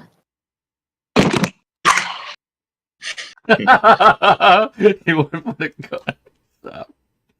Paging Dr. Burple. Dr. Burple, you are needed in an emergency. Okay, that was funny. Dr. Dangle. That is Dr. what Dangle. That's what Ray said I should do for some of my videos is just do that voice as the commentary. Dr. Dangle. McJavis to OR. Dr. Dangle, you're needed in the ER, man. Dr. Dangle. That Dr. sounds like McJavis. somewhat of a porn film. I mean, there you go. Yeah. Howdy, McJavis. What seems to be the problem? Oh, are you pooping too much? We have a treatment for that. Yeah. It's called an enema. Puts on Yeah. adult. I went there. Jeez. I hate my life. I'm such a child. Oh man. I mean, we're all a fucking child at once. I just haven't grown up, man. I mean the ubiquitous I'm sorry, but the fart jokes and the poop jokes still make me laugh. And you think we all did as content creators? I don't know. Everybody Still a poops. fucking kid. I thought you were gonna say everybody poops. Person. Yeah. I'm still a kid at heart. I'll still fucking play Pokemon games here Dude, randomly. I'll tell you something. The really strange thing was when I always thought I was a kid at heart and I used to work at Toys R Us.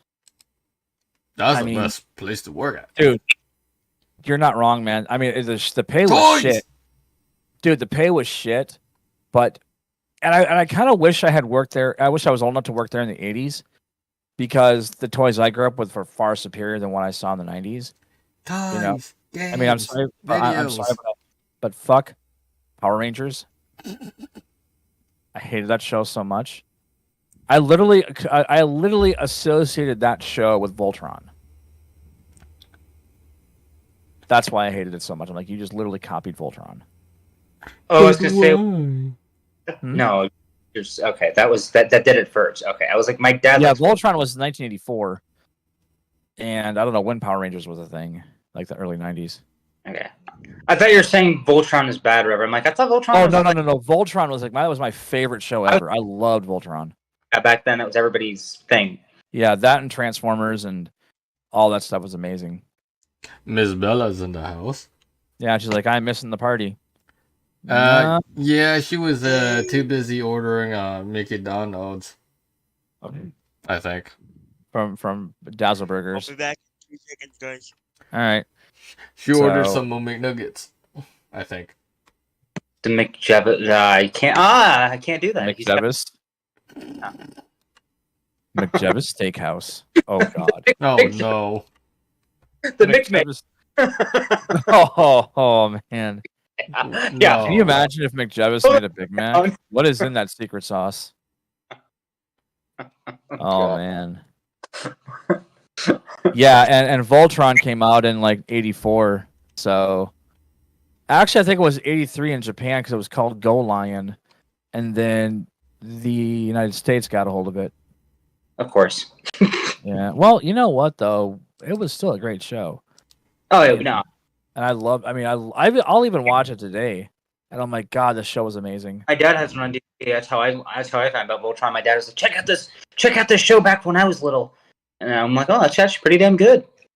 Well, what I love too is that the voice of Optimus Prime is the narrator. Oh yeah, that's right. And Good old Peter.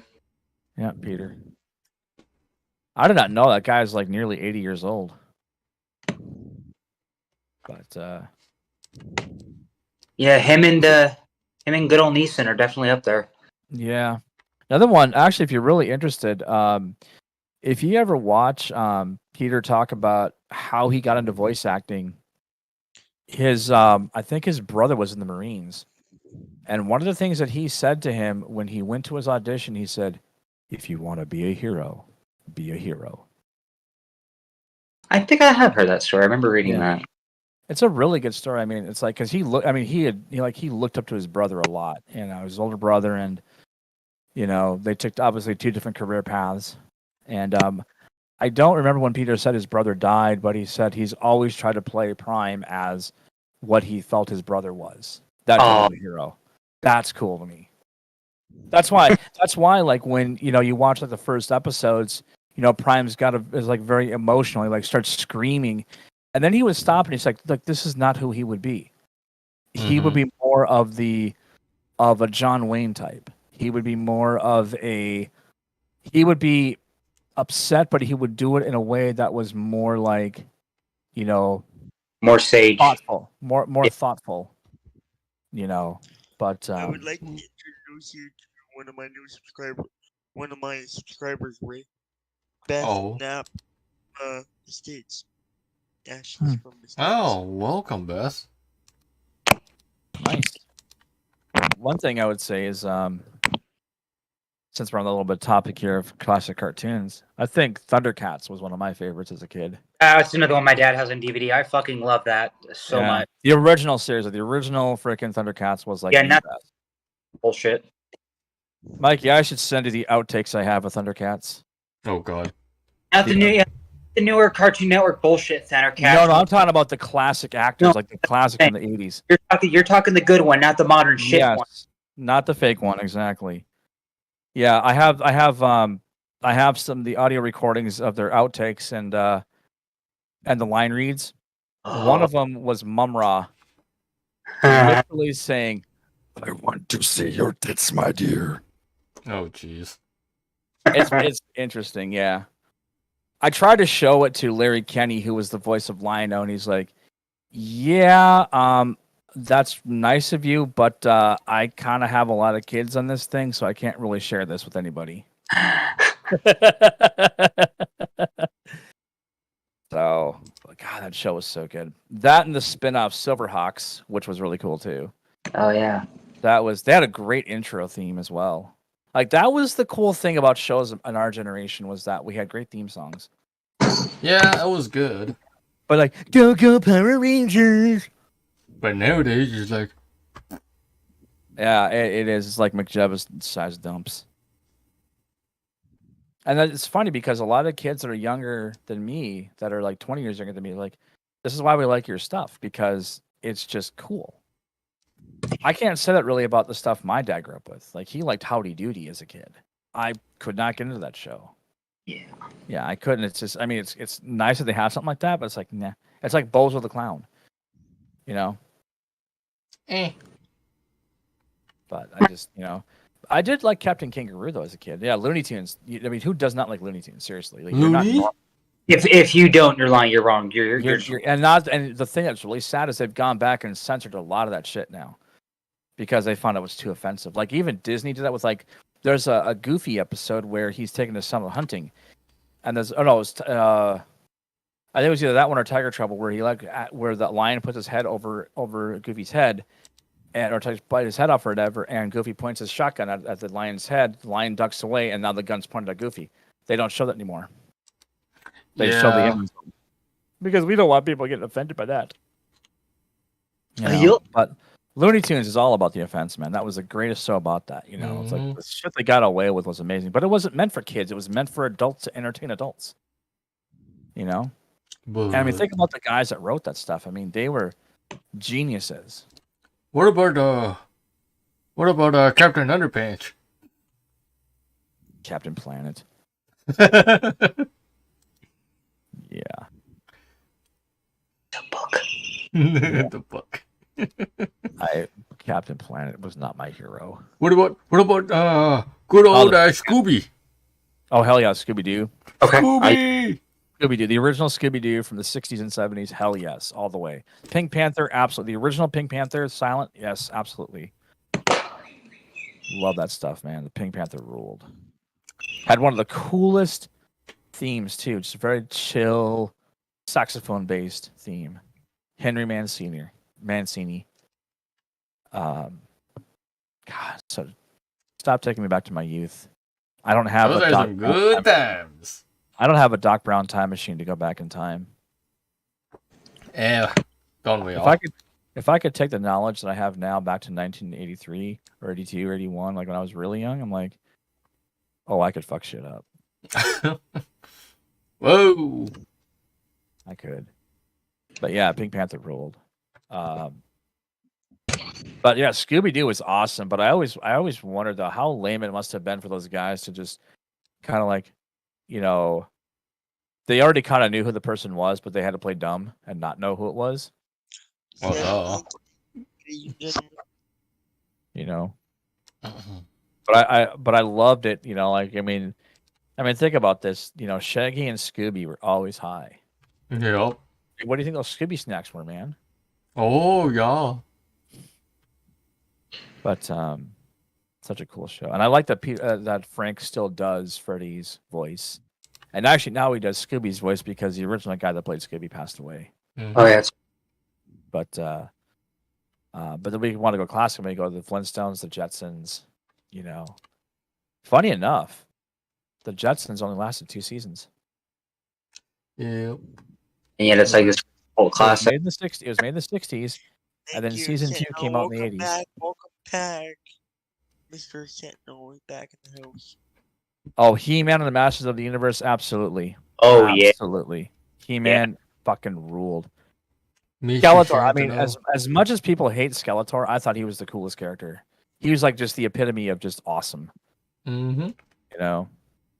And Alan Oppenheimer as the voice, with that voice, it was almost like the Wicked Witch of the West as a man, and it was like, I'll get you, He-Man. And that voice of his was so cool. And then I now funny enough, this is me, but I didn't actually like She-Ra too because she actually could kick some serious ass. What about there's some really, really, really classic ones out there. Okay. What about the good old Autobots? Oh yeah, Transformers for sure. Good old The original classics. 84 Yes. 84 to 88 is the Yes. best ever. Now, I am somebody who so I have been obsessed with that show since I was a kid, and I can tell you this: season 3 bums me out. Why? Because there's no continuity between the second and first season through the movie until that. In fact, the movie added characters that we never saw between the last episode of Transformers and the movie. There was an in-between episode that was only released in Japan. And we never saw that. So we never saw characters like Ultra Magnus until the movie. We did not see Hot Rod. We did not see Metroplex until season 3. And the thing is, because they had some time traveling episodes in season 2, like War Dawn, where the aerial bots are sent back 9 million years in the past to the golden age of Cybertron. But in the movie, in the third season, they do the time travel as well. And yet they talk about, Unicron was created by Primacron and all this other stuff. I'm like, what? There's like such continuity disconnect, and it's like that just really irks me. So I actually made up my own timeline for when everything must have happened, because they basically, when the movie came out, they talked about the Quintessons creating everything. They created the Transformers as basically their workers, and then, but in the series before the movie, they were just on a factory. They never said who the Quintessons were because there wasn't anything there. But then after that, it was all about that. It's like they created all the Transformers. Like, where does this fall into place? Because you never see them. It was like, well, those same writers did the movie that did this TV series. Like, why don't you guys talk to each other about your scripts? Right. So, but yeah, Transformers was definitely awesome. Funny enough, what was before Transformers? A little show called the GoBots. Oh yeah, I almost forgot about that. Yeah, GoBots became NoBots because the Transformers kicked their asses. you know, I think GoBots was a little too light and fluffy, and Light and fluffy. light and fluffy exactly. It was, but then we got to talk about GI Joe. Oh. Man, there were people that hated GI Joe that came out in the 80s because it's like this is not what I grew up with. A lot of them were the kids of the 60s who had the GI Joe full size action figures, with the kung fu grip and all that stuff. And they were like 12-inch action figure, where the ones we got were the 3.25 inch. And it's like, well, that's not. It's like, but you guys, this is really a cool show about like literally know between good and evil. You had Cobra and you had the Joes. You always knew who the bad guys were. Although one of the biggest offenses was the creation of Cobra Law. That was for the movie. Cobra Law. It was literally a play on Shangri-La. DuckTales. Oh, woo! Yeah, DuckTales ruled. Teenage Mutant Ninja Turtles. The original. Now, I will admit there are people that don't like the Turtles that I grew up with because I didn't grow up with the comic book. A friend of mine who I knew since I was really young, he actually had the comic book series, and it was very dark. Like what you saw in the comics was like nothing like you ever saw the cartoon be. But I remember the cartoon. I remember the theme song. I remember the characters. It was a kick-ass show. And hey, they like pizza. You couldn't go wrong with it. Pizza. What about? Yep. Oh, what about this one? My favorite character, honestly, was Michelangelo. Michelangelo always rocked. Dude, I loved his nunchucks. I loved that action. But I got to give it up for my girl, April O'Neil. What about this one then? All right. Popeyes. Popeye? Popeyes. Yeah. Oh, yeah. Now we can go to the original Max Fleischer black and whites. Way back in the day when there was so much mumble in his dialogue. Oh, it's God. even funnier. Oh, dude, the black and whites from back in like the 30s. I love watching that stuff because I like, you hear that, That's why I liked Robin Williams playing Popeye in the 80s because he did a really good job with capturing that old Max Fleischer type of world. Yeah. More so than the modern kind of the remakes that they did in like the 70s and 80s, or like the Popeye show or whatever. I mean, it was cool, but I never knew why they changed Brutus to Bluto or Bluto to Brutus, but it was all about copyright. It was all about who owned the naming rights. So they had to change Brutus or Bluto to Brutus. Yeah. And but yeah. But that's a good Popeye was really, really good. I love that. Still do. I will still sit there like on my Roku. I actually have access to Pluto TV and I can watch classic Popeye episodes. And it's just fun to watch that stuff. And if nobody ever seen it before, highly, highly, highly suggest you guys go take a look. Speaking of DuckTales, what about Chippendale's Rescue Rangers? Ooh. That was a great show. It was. Yeah. There's My girlfriend actually just met the voice actor of Monterey Jack. Oh. What was his name? Not Jim Cummins. Or maybe it was. Yeah, it was Jim Cummins. Yeah. Nice. That was really cool. Yeah, she met at the convention. He's a very, very cool guy. But I mean, most voice actors are very, very. I mean, we put them on like this big pedestal, like untouchable. But then when you really get to like actually talk to them, like at these conventions, they're like the most down to earth people. I remember meeting one of the voice actresses from the series Gem and the Holograms. I met Patricia, who played Pizzazz. Sweetest lady in the world. So freaking nice. And it was the coolest thing. Like you don't realize these are just people doing like this is just what they love to do for fun. So I don't know if I just heard somebody fart or what that was. Mike, it farted. I think that was Ray clearing his throat or something. Okay. I don't know. Mikey. I'll blame McJevis. So you always gotta blame McJevis, eh? How about here's a classic one, Speed Racer. Oh. That is a classic. That was one of the first Japanimation series that we got. But the one that I only got into recently was Robotech, the Macross saga. Oh my god. Dude, that was an epic. Like I never watched it as a kid because I didn't really get that whole world. I didn't really understand it. But as an adult, when I watched it, I'm like, dude, this show rules. So freaking good. So, but I mean, who can argue with these giant mech type characters? You know, I mean, that's just awesome. Lapsing Gundam. DuckTales is on Disney Plus. Yes, it is. Oh yeah. I had to. Well, up until Disney really went woke, I had Disney Plus, and then I said, nope, I leave you alone. In fact, actually, I remember watching. I started to binge watch all the Marvel Universe movies.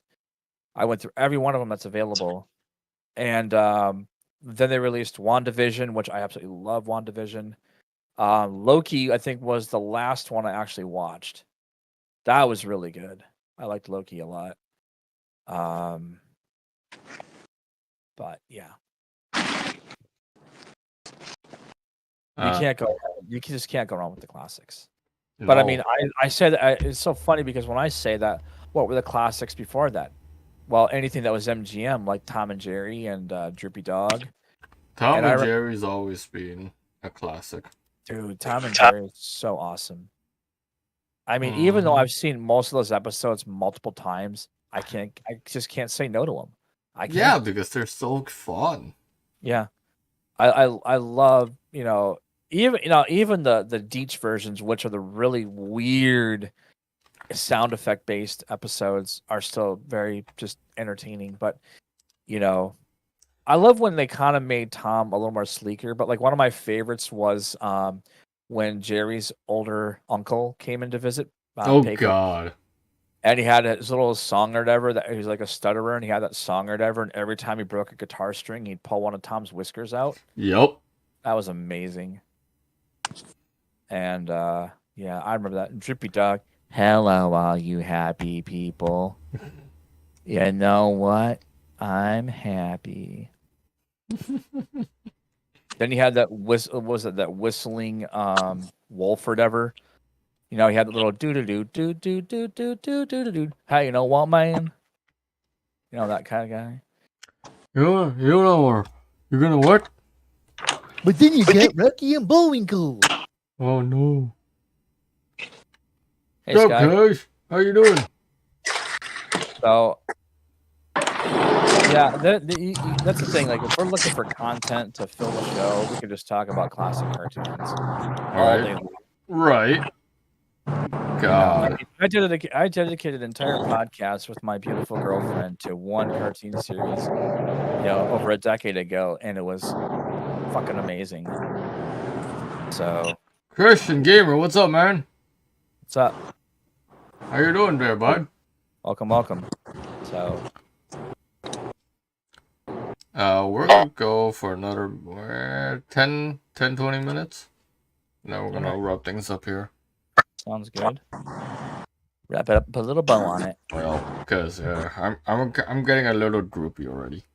Yeah, Oh, yeah, I was just thinking about laying. The I was either Benadryl thinking about laying kicked down in. or getting rid of the last of my shit that I got in storage. I still got shit I got to bring to the apartment. Oh, that always, yeah. And it's like you get your apartment, you're like, where am I gonna put this now? Well, because I actually had to go to the hospital this morning. Oh, that sucks.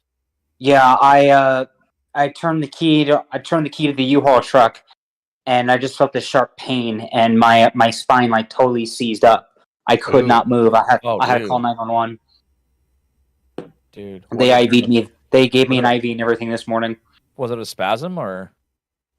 No, they said it was a Yeah, that should be some sort of nerve. They said my spine was basically inflamed. They gave me oral steroids and some sort of muscle relaxant, some sort of anti-inflammatory to take care of it. And they also want me to go see a specialist spine doctor. They want me to see a specialist. So I have paperwork from the hospital. I got my oral prescriptions, and then I have another paperwork that basically is a referral. I have to go talk to their spinal people, they said. Well, hopefully everything is good, man. You Yeah, can hopefully updated. Yeah, no shit, man. Because right now, I don't even want to chance anything right now because my U-Haul reservation, the truck. Yep. I'd keep the truck until Thursday, so I'm probably just not gonna do shit tomorrow. I have to go down to the airport tomorrow to do badging for an actual airport access badge. Oh, And fun. then after that, I may or may not go to the Mini Cooper dealership here in Salt Lake. But other than that, tomorrow's probably gonna be a lazy day. Yeah, I'll- just keep it I'll end up- tomorrow, I'll end up tomorrow should waking be up early Thursday and probably getting some guys to come out and help. yeah. I would say on your day of rest, do a little bit of RimWorld. No, that's what I'm planning on doing tomorrow. Yeah, just go back to RimWorld game. I mean, just lose yourself in that for some hours. I mean, Yeah. you know, Not But worth hopefully- risking any sort of injury or making it even worse. Yeah, I'm probably just Well, gonna wake and up early honestly- Thursday, and U-Haul has like a hiring service where you can hire local companies to help you out. I'm probably just gonna wake up early Thursday. That way, I can wake up, go grab the truck, and have him meet me here at the apartment, and be like, "All right, clear this damn truck out." yeah. Yeah. See, I may have to do that too because I mean, I'll probably get some help, but and the one thing is I don't have a lot of big ticket items, but because I knew if I was going to move across country, I was not going to bring a bed or a couch. I'm like, how am I going to put this? Yeah. Yeah, I only have a I'm 5x10 actually storage locker. planning on spending on furniture, but the furniture I do have, I'm planning on having very minimal furniture because the next year or two, I'm probably gonna end up saving up for a trailer Yeah. and just do that. Honestly, get yourself a double wide. At least you have Yeah. more room. Yeah, but yeah, I had a little oopsie whoopsie this morning.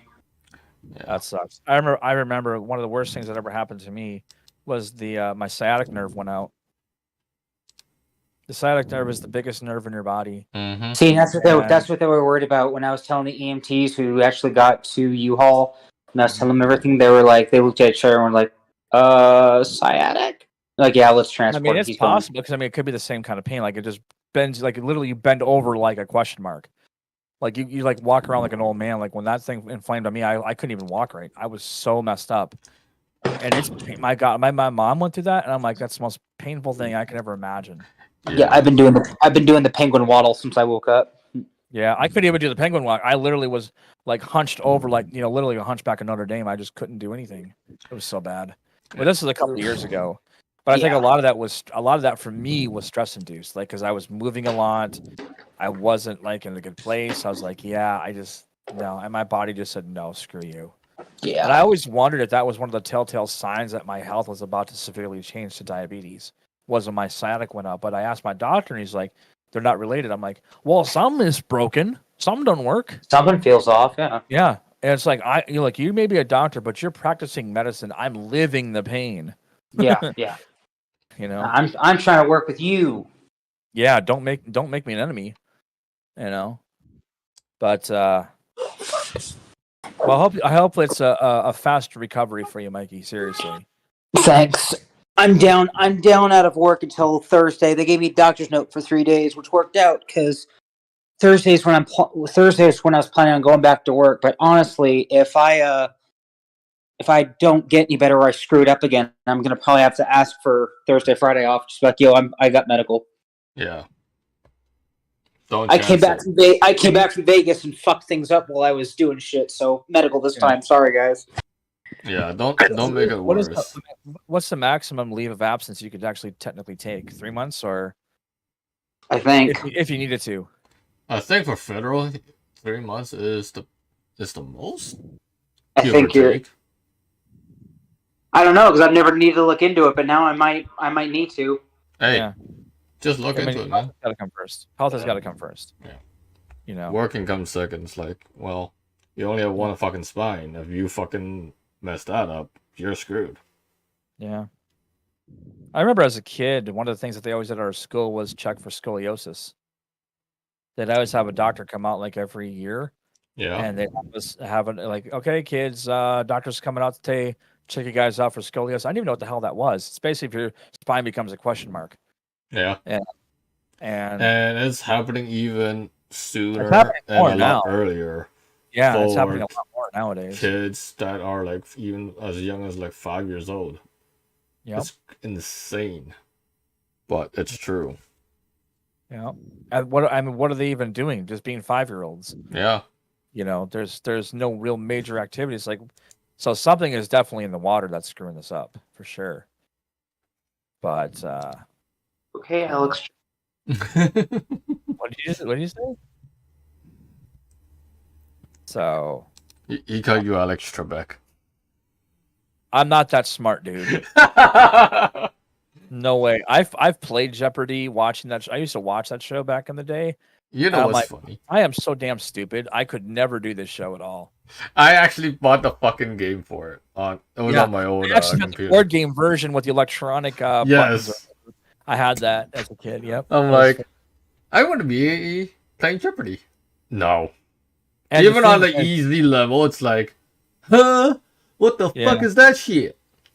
it was weird because if you ever watch Buzzer TV, Alex did a lot of game shows even before he was on Jeopardy. Yeah, you did. He did like one of my favorites that he did. He was doing both shows, but this was Classic Concentration. That was a favorite game of mine that he did. You know, in fact, actually, Mikey's rocking the Alex Trebek mustache. He's like, "Fuck you." Yes, Yeah. I have protection, That protection's not gonna help you. and this bitch ain't rubber either. Yes, I went there. Oh god. But I do want to say thank you to everybody for coming out tonight, man. It's been a wild chat. It's been interesting. Episode 20 next week. Yes, double header. Two-part series. The normal Tuesday and the Saturday. Mhm. Yes. Part 1 will be a Tuesday at our regular time, and then part 2 Saturday night with Yep. some special guest. Or Who that Indeed. might Saturday. be. You'll have to tune in to both But I shows will to not find be on out.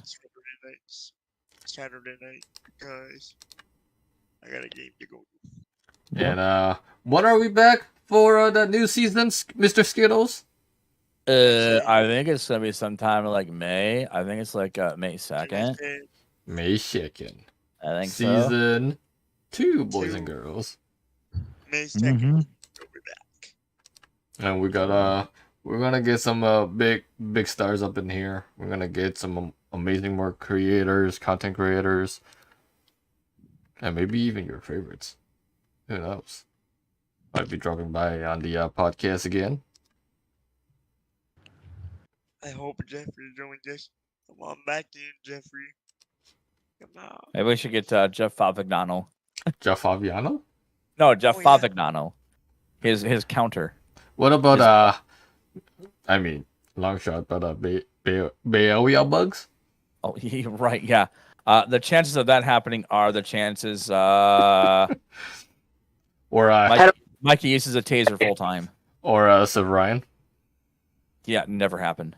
I You would never love know. to- Oh, I'm sure it won't. I would Because love I mean, honestly, it would be really cool because if we actually did get into those guys, at least with the Civ Ryan, I mean, that'd be kind of cool because we could talk a lot about flight sim. Oh Because god. he's really gotten into that game a lot. Like because they're doing their thing this year. They're doing they're actually going to an actual flight simulator place that actually just built a brand new actual console for flight tied into flight Oh simulator. yeah, that's right. That's right. That's about this. I think it's in November that they're flying down there. I think it's in Florida. I think it's Jeff. Jeff's going. Ryan. Jeff Ryan. Somebody else is going too. Maybe Bugs. Well, Bugs might go. He's already down there. I think he still lives in Florida. You never know.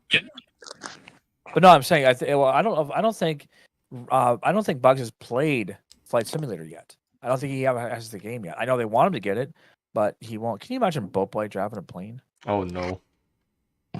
Or Anita. People were asking Jeff during one of his streams I watched the other day to have Kathy drive. Oh Kathy god. Brunswick. Yeah, Oh, the real no. Karen. God. Imagine Yeah. flying in a Karen plane. Oh, that would be amazing. Like seriously, have Kathy and Anita.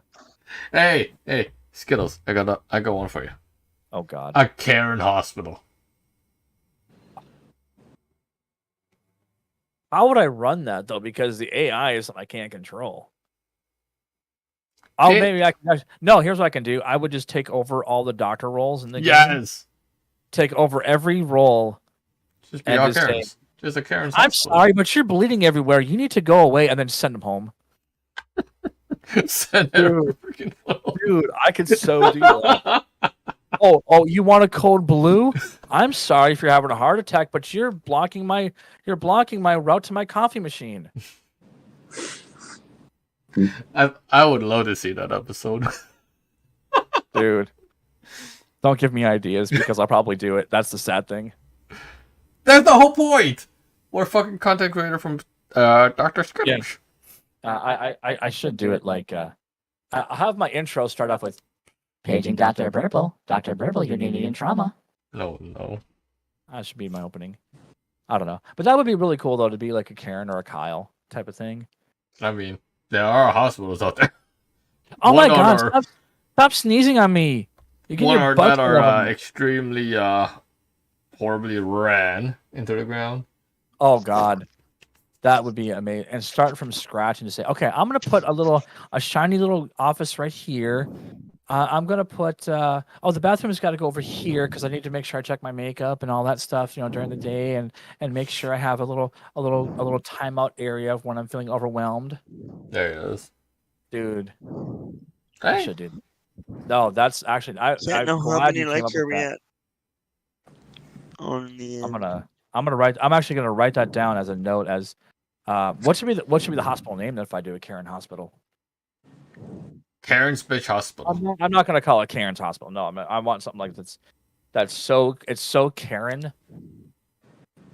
The How about Manageropolis. we don't care?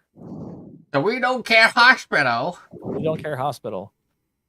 WDC. WDC. Or how about that? Or how about this one? Saint Go Elsewhere. Let's turn it to let's give it up to the stream people, the viewers. What do you guys want to see? Karen Hospital is actually a good idea.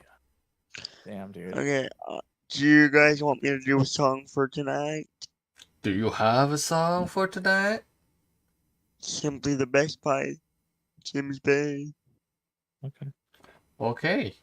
Well, ladies I and was like- gentlemen, we got I a was- special treat from the rock star Ethan Boudreau. But before we get to that, Skittles. Yeah, I was just gonna say, if you want to make a suggestion for the Karen Hospital, head over to my Discord and put the name in the actual channel that says Project Hospital, and tell me what I should name the Karen Hospital.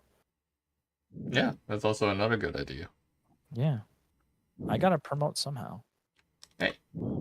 You're I'll even write it in there just so they have a place to go. Like, like okay, okay, like the okay hospital, just do it. I mean, you'll feel better about yourself. like the okay hospital. The okay hospital. I don't know. Worst care everywhere, or worst care anywhere. The worst care hospital ever. Oh my god. You're bleeding all over my coffee. What is wrong with you?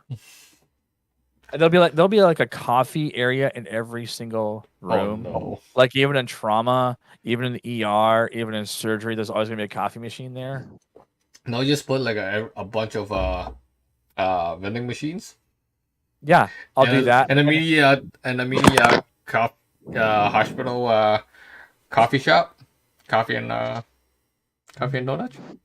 Coffee and I'm actually Alright, literally putting ladies this and down. gentlemen, I am gonna do simply the best to end off the stream, and then I'm gonna do the closing before we actually end off the stream tonight. Okay. Okay. Well, ladies and gentlemen, the rock star, the one and only Ethan Boudreau. Take it away, good buddy. First, I'm gonna turn off my alarm. Alexa, cancel my alarm. Damn it, Alexa! Go back to being a Karen. Never mind.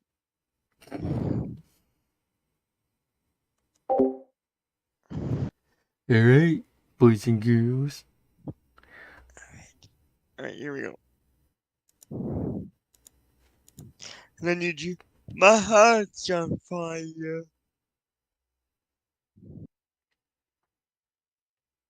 Come to me, wild and wide. who would come to me, give me everything I need. Sign my promises of the world of dreams.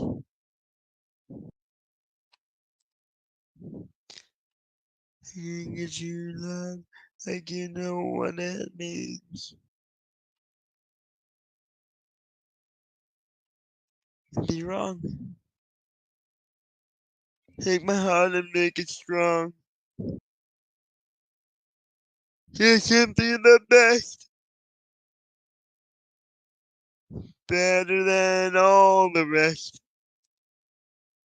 Better than anyone I ever met. Oh, I stuck on your heart. I hang on every word you said. Oh, I tear us apart. Oh, baby, I would rather be dead. And every night and every day, think you can't know. Woo! Ooh, I get lost. I get washed away. Yeah. Ooh, ooh, ooh. As long as you're not in my heart, in no better place. You're simply the best. Better than all the rest. Better than anyone I ever met. Stuck on your heart. I hang on every word you said. What tear us apart? Oh, baby, I'd rather be dead. Each time you leave me, I start losing control. Walking away with my heart and my soul.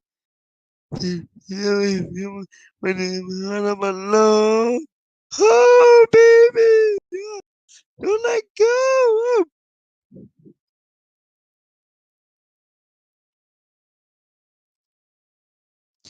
Let's go, guys. Let's go.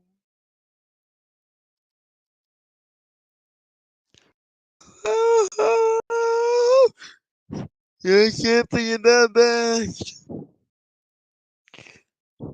Better than all the rest. Better than anyone. Anyone I ever met. Oh, I stuck on your heart. I hang on every word you said. What there's about?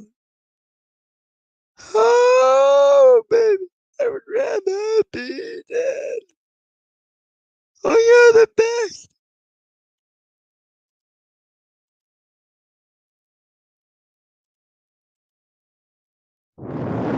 There you have it, ladies and gentlemen, from your host. On my side, performances by Ethan Woodrow.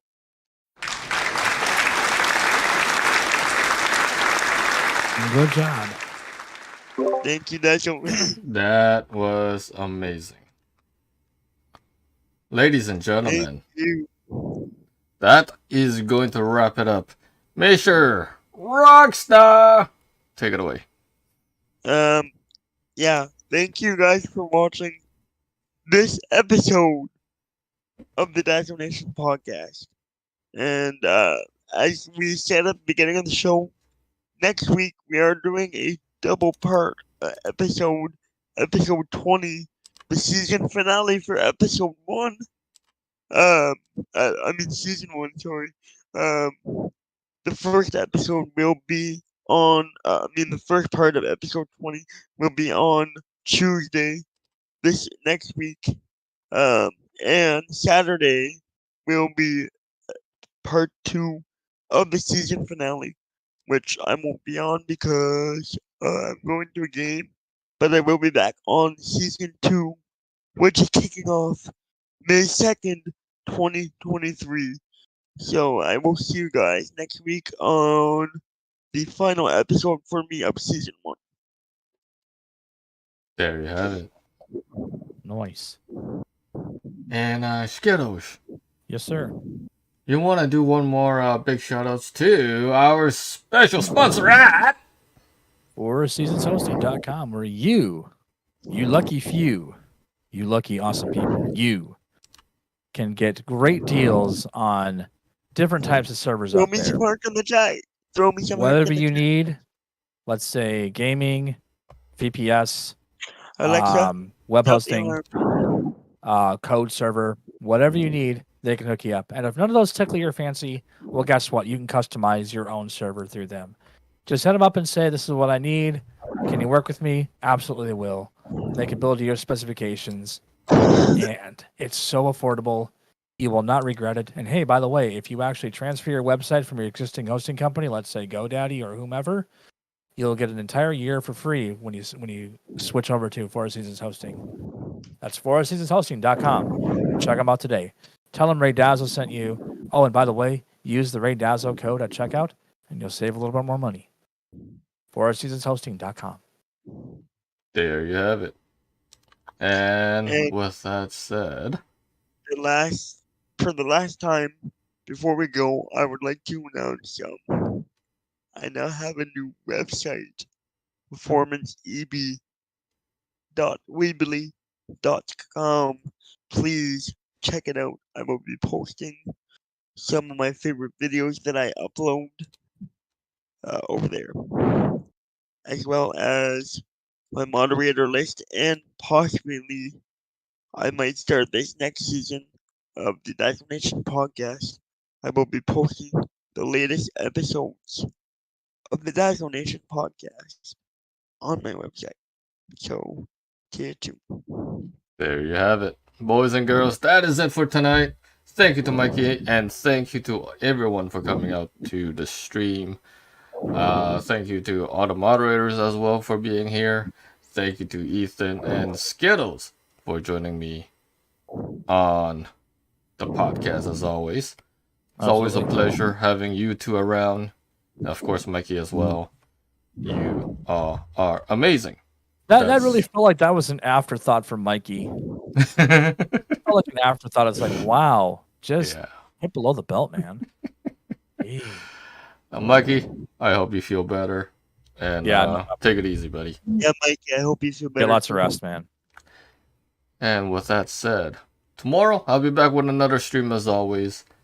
Maybe we'll get back into some big ambitions as we continue our playthrough in the single player. Did you play Chef Life in a while? Because I didn't see it. And maybe Chef Life on Thursday.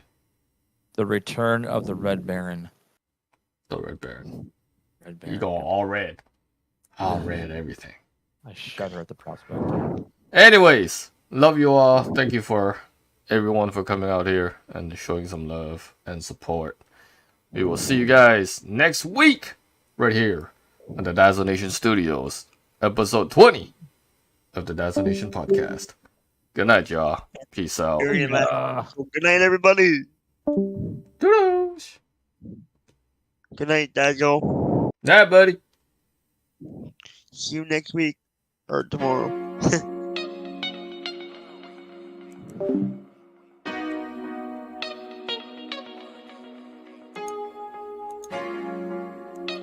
I want.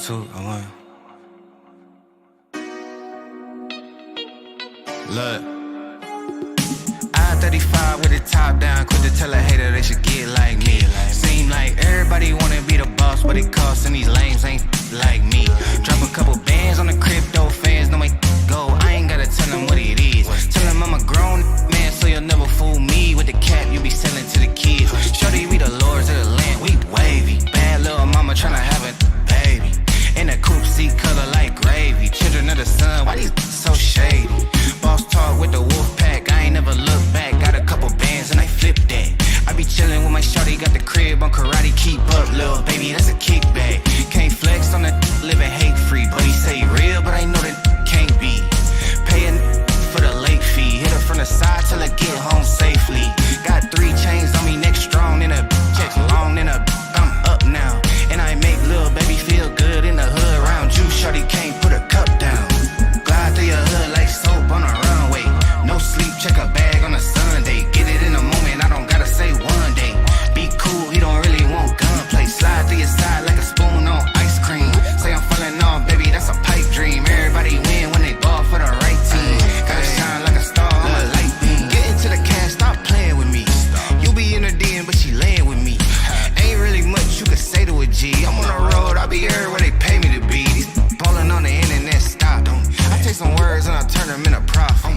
Retro 3 jersey, I'm the answer. Please stop hating on the king, that's cancer. About to sling an iPhone for the quick flip. Making magic in the mix like Bisquick. Turn it to a slip and slide on the slick. Showing love to the fans.